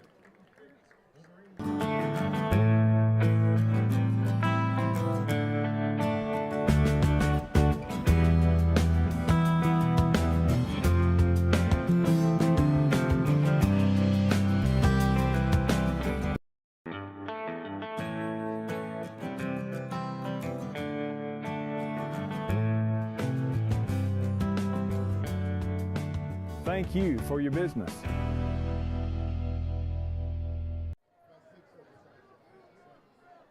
I don't know about this game, guys. It's been something. I don't even This know. is how I look with an even know. 18-point lead. Haggard is how I look right now. It's been a brutal game. All right, so it's a 15-yard penalty. We normally would kick from the 40, so now we kick from the 25. If you give that, their normal return has been to about the 31, 32. They would start this drive just short of the 50. I mean, that's basically what it amounts to. It's a good decision. Mayhar's got enough leg to be able to make that extra point even with the extra 15, so I think this is a good decision.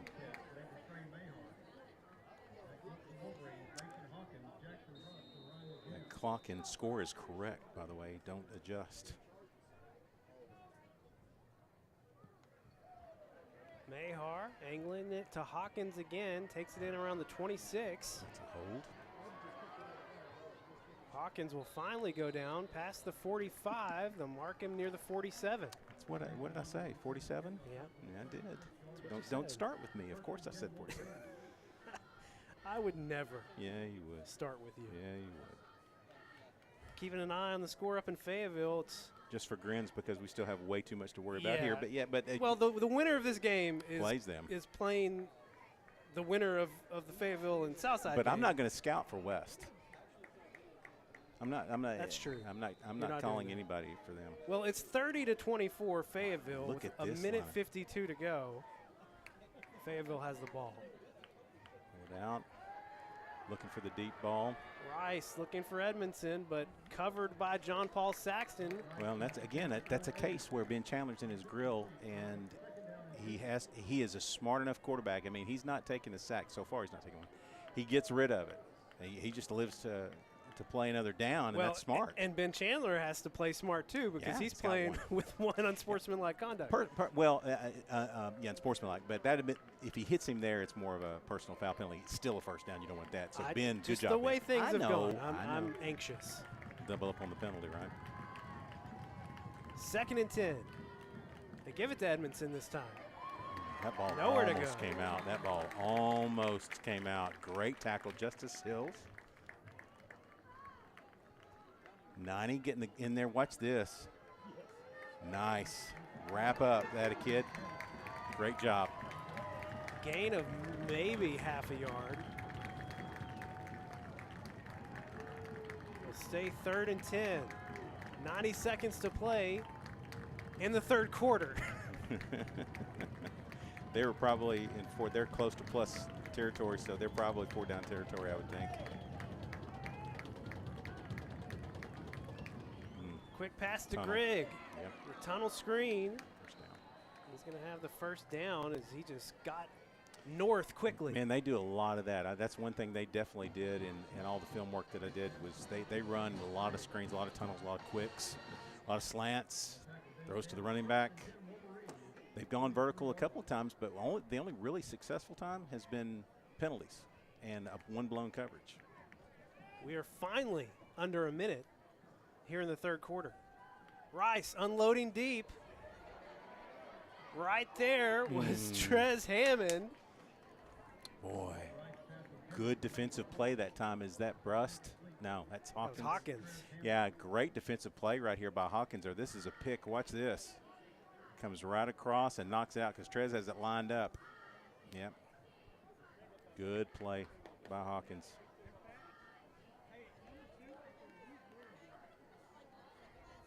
Second and 10, 47 seconds left to play in the third quarter. Yep, 47 seconds. Not 9:47. It's reading a 9, but it's a 0. Although this has felt like the longest third quarter ever. Ryan Talent on the blitz. Nice tackle. Catches him right at the line and holds on. Yeah, great job by Talent. Stuck it in there as well. That's the way you do that. Loss of about half a yard. It's going to bring up 3rd and 11. They're going to get a play off. They have to get a play off. The play clock is underneath the game clock by a couple of seconds. So it's 17 seconds left in the quarter.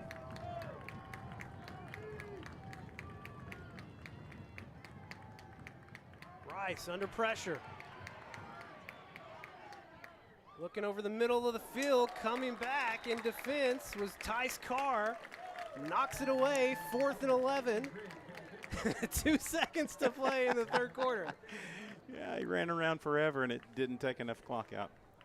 2 seconds left. Watch this play by Tice. Comes back, scramble play. We get him out of the pocket, rolling, throws back across the middle. You don't want to do that. That's a great play by Tice. 4th down. Conway fans getting loud again. Rice, plenty of time on the comeback route to Brusque. Like it was no big deal. Hey, that play's been run 57 times today. It'll be 1st down when we come back in the 4th quarter. This is Conway football here on Conway Corp. When you choose First Security, banking is just the beginning. Here, we take care of each other, making the community we all share even stronger. So people in Arkansas can build a life, buy a home, run a business, and more. Strength in numbers and neighbors. It's another way First Security helps Arkansas bank better. And it's why you should call on us today. First Security, bank better. Well, we now know where the winner of this game will be headed next week, as the Fayetteville Bulldogs have pulled off the win, holding off Southside 30-24 up in Fayetteville. Either a short drive down 49 or a long drive up 49.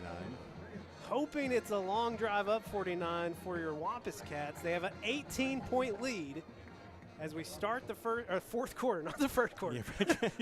Oh my gosh. The fourth quarter. But it will be 1st down. That's where my first was coming in. 1st down for West. Listen, I'm so impressed with Bentonville West. They have not only with just the quarterback Rice and Brust, number 2, but they have done all the right things offensively to keep us off kilter. Marquez just said, "Give us the penalty stats, Levi." I'll get that update from stats here in a second. 14 penalties against your Wampus Cats for 143 yards. It's going to be another 1st down for the Wolverines as Rice connects with Quentin Thompson. Yeah, came off of the slot area, ran that deep slant. That is the spot that we just cannot figure out right now. They may just keep going there. It's been that way for the last 2 games now. 1st and 10, Rice running for his life, looking in the end zone. Nobody there. I think he was trying to find Brust, excuse me. Well, they did a great job.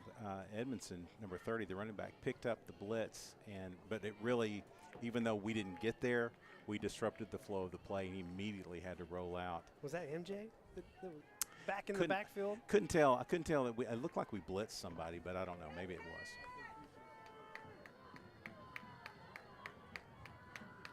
They have trips tied here on the near side.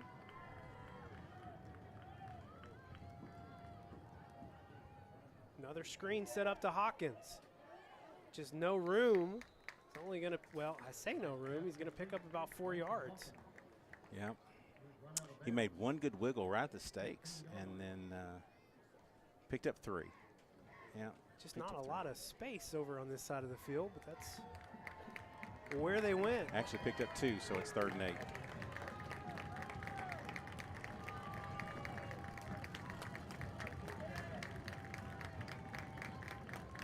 Stick with the same formation again. Rice looking here on the near side. Connects with Brusque again. Or Brust. Why do I keep saying Brusque? It's Brust. I'm sorry. 1st down. 1st and goal now from the 6. They need something. They go to 2. That is just how they do. We'll let that one sit there for a minute. That's fine. I didn't really want to do that anyway, but I felt like I had to. Very Dr. Seuss-ish of you. As my 9-year-old, soon-to-be 10-year-old would say. Brust in motion. He's wide open. Coming back to him. Tice Carr picks it off. Tice Carr back to the middle of the field.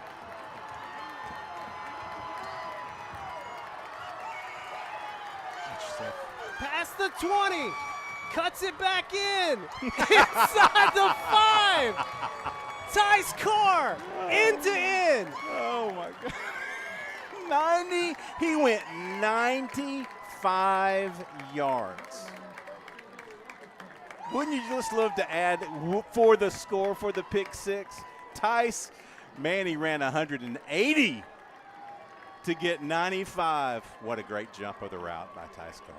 First interception of the year for Tice Carr, second for this defense tonight. Watch this, timed his jump perfectly. Felt like he thought he had a guy open. No, sir. And he runs it. No, not for you. Not for you. Not you, big guy.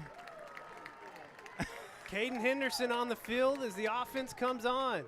They give it to Caden. Caden right up the middle. Oh, just shy. Stopped at the 1.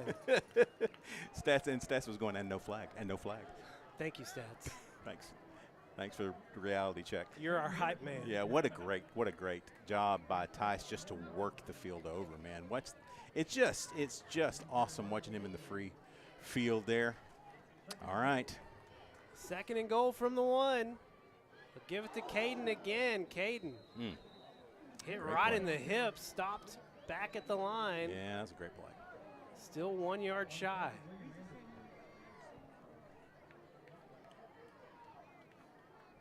This is big. This play right here is pretty big. We have not gone under center to try to get it yet. Didn't get it. They gave it to Caden again. Now you got to push. You think you got to push. Well, this is if you don't get any points after that interception. Yeah, don't say that. We're inside the 1. The point of the ball is about a half yard away from the goal line. And we're up by 18, so a field goal would make it 21. A 3-score game. Yeah. But we're not. We're not under center. Gives it to Dez. Dez yeah, baby. Finishing it off. Third touchdown of the night for Des Davidson. Oh, that's the way you do that. I mean, that's just a power run right off tackle. Give it to Dez. He's done it all game long. That's how you do that. Thank you, Tice Carr. Thank you, Des Davidson.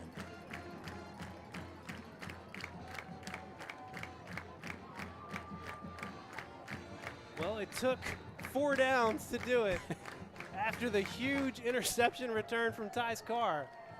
But the Wampus Cats make it happen. High snap. They get it down. Extra point is good. Max has done great on the holds tonight. 63-38, Cats up big. 9:37 to play. Back after this break on Conway Corp. Hi, I'm Jeff Matthews. You've probably seen commercials like this one for Conway Corp TV, our streaming video service. And maybe you thought you would get around to calling and making the switch. Well, I'm here to remind you to make the call. Now is the time. Stream your favorite channels of live TV at home or on the go on the Conway Corp TV app. You'll love innovative features like Restart TV, Replay TV, and the Cloud DVR. Call us at 501-450-6000 and make the switch to Conway Corp TV today. Oh, man. Your Wampus Cats have outscored West 28-7 here in the second half. And it's a 25-point lead for Conway. It's been a good second half. I mean, really one mistake offensively. And the defense has done a much better job here in the second half. And they've done it through big plays, right? A couple of turnovers, really nice.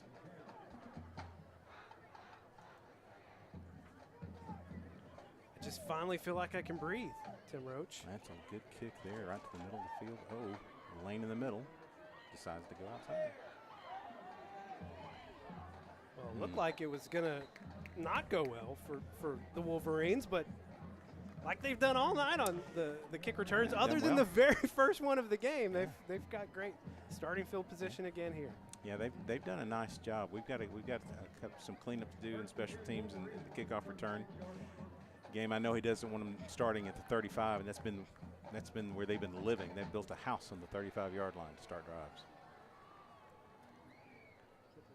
All right, you want to make them use some clock. I mean, they've been very effective offensively. Just no big plays here. Make them work. It's a hold. Hold on Nixon Snell. I mean, how do you not call that?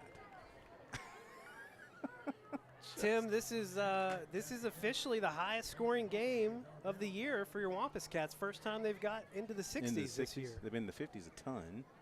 Yeah, they had 56 against Southwest, 55 against Central. Wow. And it's felt like they've needed all of every point. Every point. It's been there's been over 100 points scored in this game so far. We're just in the fourth quarter. 2nd and 10. Rice looking deep on the far side. No. Cambrian Blackman was there in defense and a flag coming in.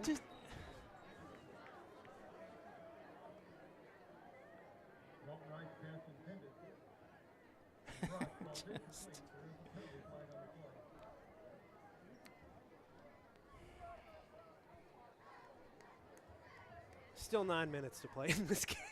I don't even know. The good news is that's just a 10-yard penalty or 15-yard penalty, and it's a first down. But it's just so ridiculous.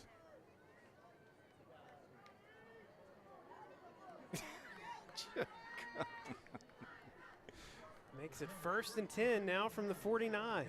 What's that? 15 penalties now against your Wampus Cats.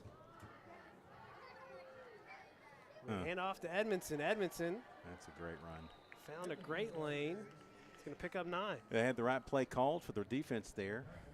A little run blitz, and they slipped it. That's what you get. You pop it very quick for 9 yards. Now under 9 minutes to go in the ball game.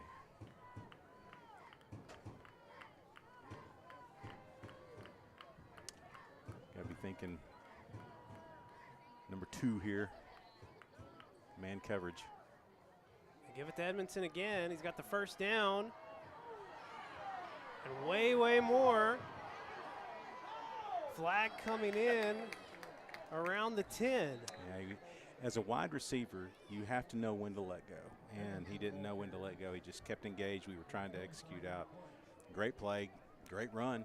This guy can really do it. Got a great note from David Grimes, who you heard at halftime, the little segment we had with him, letting us know that the Conway High record for combined score in a game is 103. Well, right now we're at 101. That record will fall. That record is probably going to fall. He said, I don't know this one, but I'd venture to guess the record for penalties may be eclipsed tonight as well. Thanks, Dave. Thanks, Dave, for the jab there. Very end. Oh, man.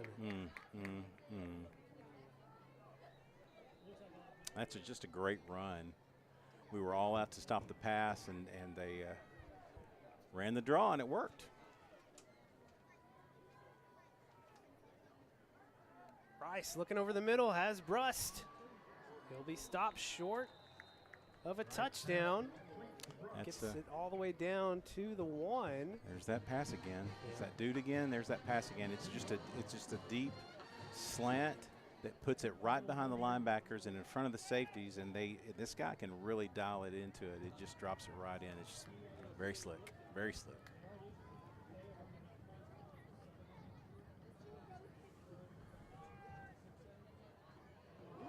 They gave it to Hawkins, but Hawkins on the sweep, stopped shy, just denied. I don't know who made the hit, though.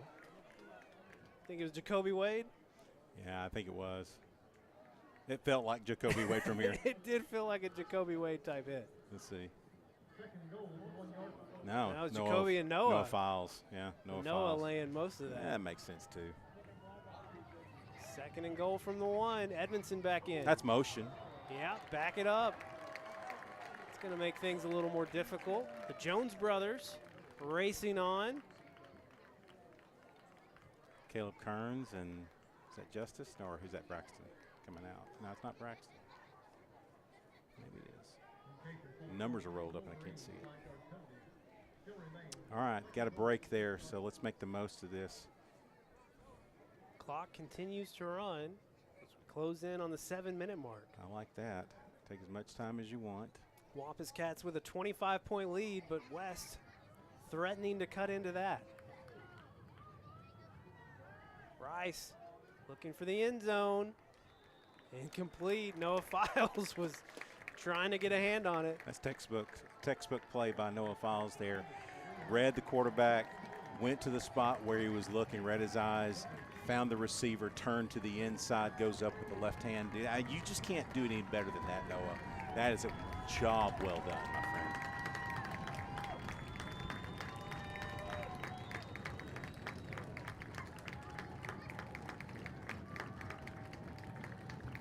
It's 3rd and goal from the 6.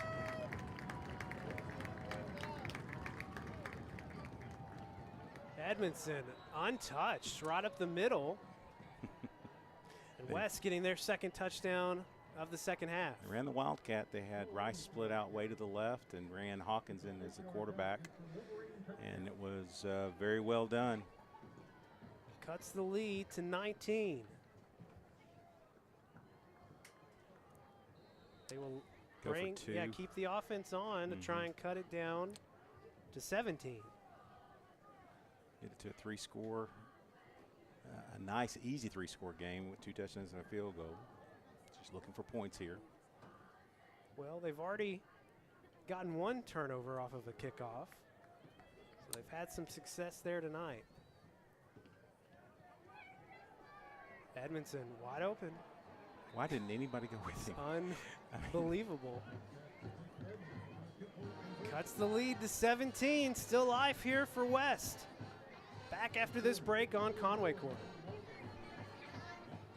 Conway Regional has been the community's hospital for 100 years, providing high-quality, compassionate care. As our community continues to grow, we're growing alongside you to ensure all of your healthcare needs are met right here in Conway. When your family needs emergency care, you can trust our board-certified providers and exceptional team of nurses to provide you with the comprehensive care you deserve when you need it most. When you're facing an emergency, trust the care you'll find down the hallway, not down the highway. At Conway Regional, we're not just growing, we're growing together. 6:44 to play. It's a 17-point lead for your Wampus Cats. And you expect some kind of something here Shenanigans. on the kickoff. The shenanigan factor is high. From West. Running high. Yeah, that was an inexplicable 2-point play. Yeah, you're still reeling. I know. From that. Well, I mean, he rolled out. He went in motion, and nobody went with him, and he was absolutely completely uncovered for the 2-point play, and so we got to get that fixed. But, you know, again, West has done everything they needed to do to stay in this ballgame. They've made some mistakes here in the 2nd half, and we've taken advantage of them. But they have come right back down and scored. I mean, it's just onside kick attempt here.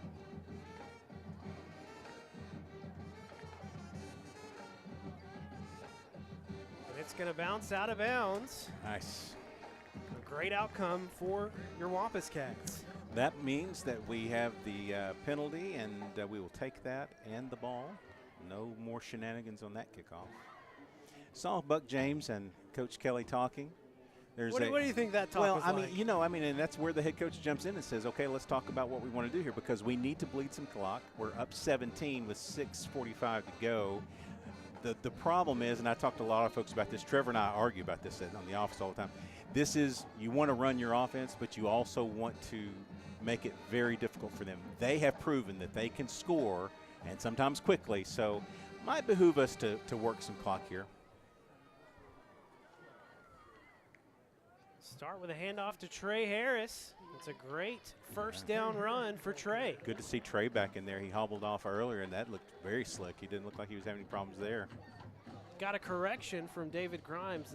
The record was actually 101. So we're well, either way, we're past that now. Oh yeah, that's his point. His point is, as Joey and Prince would say, his point is moot. It was tied before that score though from West. So it's moot. A new record, but not really the kind of record you want here tonight. Not really, no. 2nd and 4. Give it to Trey again. Trey working the right side. Forward progress will have him about a yard shy. 3rd and short.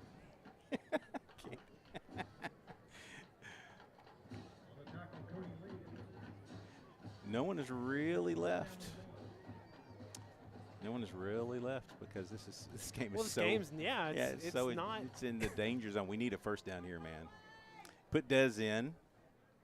3rd and 1. $10 says it goes to Dez. They've got the 2 tight end set and a flag coming in as the play is blown dead. Motion Don't on like your what Wampus that Cats. means. Motion on the Wampus Cats. That's a bad time to have one of those. 3rd and 6. That is no good. They'll bring both Owen kids off and go back to the 4 receiver set. Chris Neely. Colbeth, Neely. I call him Chris Neely. CJ Neely. CJ Neely, and then down here low, it's Jackson Anderson. 3rd and 6. Dez empties out of the backfield. Donnie over the middle for CJ Neely. Wide open, breaks out of 1 tackle, finally goes down near the 10. CJ Neely. That is the time to get your name called, my friend. Just his 5th catch of the year, and it was a big one. Huge. Got wide open in the middle of the zone. Watch this. And said, no, I'm not done yet. What a great catch by CJ Neely. And our first look tonight at Amari Davis, the sophomore. Don't be fooled by that size. This guy can absolutely go. If he gets free at all, gets any space. Well, he's got 3 touchdowns on the year. Give it to Amari. Working the left side, falling forward. Nice pickup. See, man, that what do you get there? 4 or 5? Gain of 4. That's beautiful. A little bit of guy going up the middle. That was well blocked by your offensive line. So we are going to work some clock here. Do not adjust your set. That is us standing and waiting to go. It is an odd feeling. It's a little weird. 10 seconds right now on the play clock. I almost said shot clock. It's almost time to go basketball. Give it to Amari again. Amari.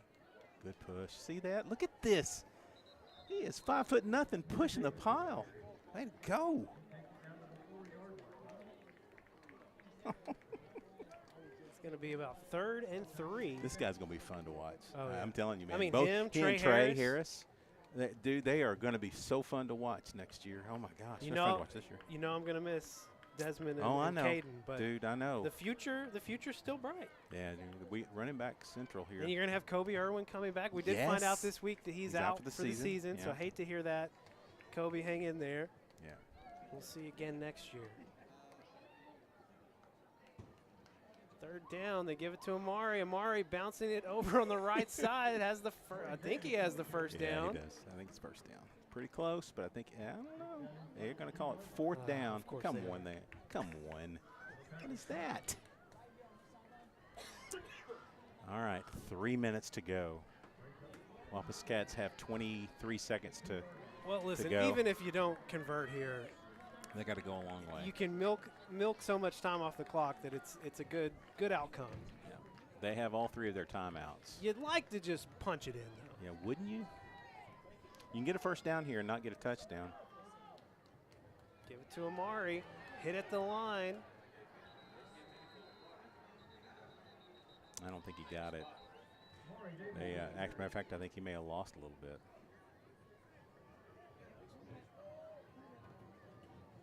Yeah, they're going to call it. Turnover on downs. So it's still a 17-point ball game. 2:34 to play. Ball at the 2. So a long, long way to go for the Wolverines.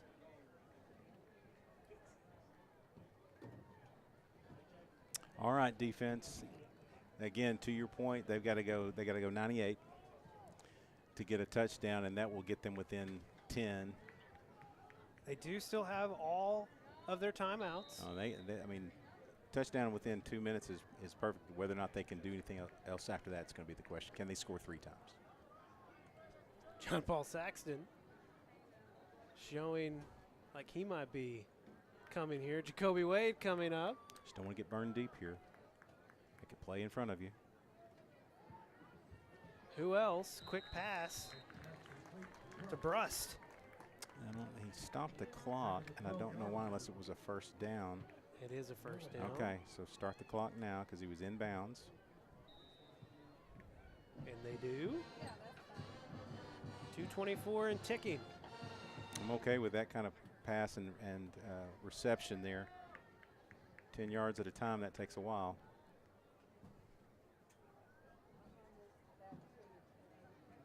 Rice having to step up.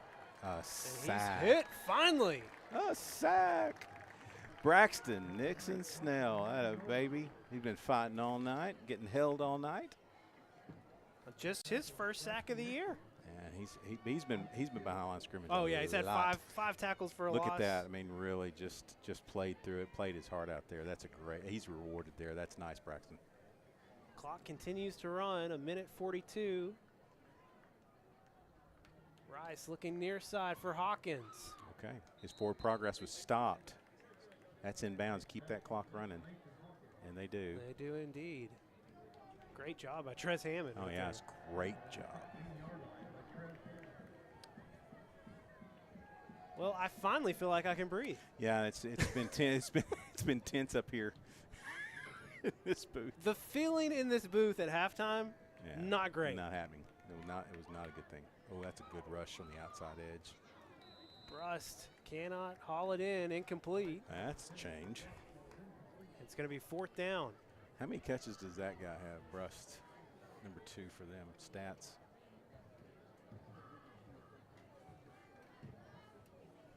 Eight catches. Well, 9 because he had one earlier. Yeah, 9. Unbelievable. Oh, actually, that's probably up to date. Yeah, sorry. I'm thinking about my stats that I get on email. You correcting stats? No. I'm correcting myself. Oh, ball comes down. Loose. Rice falls on it, and that is going to do it for the Wolverines threat here. And your Wampus Cats taking over on downs. 1:02 left to play. And that's going to do it, folks. Yeah, I mean, it's the crowd. I'll go with the crowd here and say that they know what's up. What a great job here. Just, there's miscommunication there. Offensively, not a great way to end their season, but I will tell you, man, a lot of props to Bentonville West. They absolutely played their tails off tonight. And they had a lead on us in the first quarter, which has literally literally not happened all year. Who does that? Who does that? Victory formation for your Wampus Cats.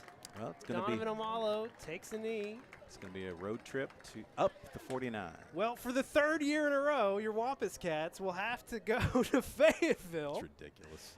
2 years ago in the semifinals, last year in the quarterfinals, we liked that outcome much better than 2 years ago. Yeah. But the bigger news, for the 4th straight year, your Conway Wampus Cats going to the semifinals. That means we're playing on the Friday after Thanksgiving. For the 4th straight year. Who wants some football for their Thanksgiving? Me. Now that means, as always, I have to make an early trip back home from Oklahoma City. It's not about you. Happy to do it. Yes, sir. I'm happy for this. 63-46. It was never really pretty. But your Wampus Cats kept making it happen. Some big turnovers. One huge turnover here in the second half by Tice Carr. Yep. And an unbelievable game from Donovan Amalo, Chris O'Neal, and Des Davidson with a great game as well. I mean, when you put up, that's 9 touchdowns. 63 points is 9 touchdowns. That's good math. And we did it in a lot of different ways. But, man, one thing that was consistent was your Conway Wampus Cat offense was dealing tonight. 595 yards of total offense for your Wampus Cats, just 5 yards short of 600. Take a look at the final numbers here. Des Davidson, 20 carries for 130 yards, 3 touchdowns. Trey Harris, 10 carries for 59, and Amari Davis, 4 for 9. Donovan Amalo, 27 for 35 for 394, 6 touchdowns. And just 1 interception. Chris O'Neal, I believe his biggest game of the season, coming here in the quarterfinals. 11 catches, 154 yards, 4 touchdowns. Jaden Gaines had 7 catches for 93 yards and a touchdown. Jonathan Smith, 4 for 56 and a touchdown. C.J. Neely, a huge catch on third down here in the final quarter for 41 yards. Jackson Anderson, 2 catches for 30. Carter Crow, 1 for 13. And Blake Kordsmeyer, 1 for 7. And, hey, Major Mahart, 9 for 9 on extra points tonight. Yeah, and again, I mentioned it right before we went to break one time, but Max did a great job. A couple of snaps didn't get exactly where they needed to be. I'm sure we'll clean that up, but he did a great job getting those down. That was important. Every point was important tonight. Jacoby Wade had an interception. And Tice Carr, a huge interception and the 90-plus yard return. That really was the turning point of the game. Everybody you could tell collectively in the stadium, everybody kind of took a breath after that. All right, our thanks tonight to Javon Massey, Wayne Bailey and Ashton Brown helping set up today, Keith Kelly directing, Dewey Farmer on replay, Alex Douglas, Jenna Kelly, and David Tooley on cameras. Scott Taylor here in the booth with us on stats. Justin King on social media. Kara Kirby monitoring the stream back at the headquarters. And, of course, our thanks as always to Jeff Matthews. He is the host of our pregame show and puts all that stuff together. It looks great. We had a lot of fun with that this week. It was nice to just be back, if I'm being honest. Love talking football. All right, he's Tim Roach. I'm Levi Gilbert. Hey, happy Thanksgiving, everybody. Happy Thanksgiving. But don't plan to be gone for too long. No. Because you have a place to be on Black Friday, and that place is up in Fayetteville. For the 4th straight year, your Wampus Cats playing on Black Friday. They had already done the unprecedented last year, making it 3 straight years. It just continues. It's icing on your Thanksgiving cake. 4 straight years for your Wampus Cats. I can't even count how many straight years it's been for Buck James, but he's used to playing on Black Friday. We will see you next week in the 7A semifinals. Thanks for watching.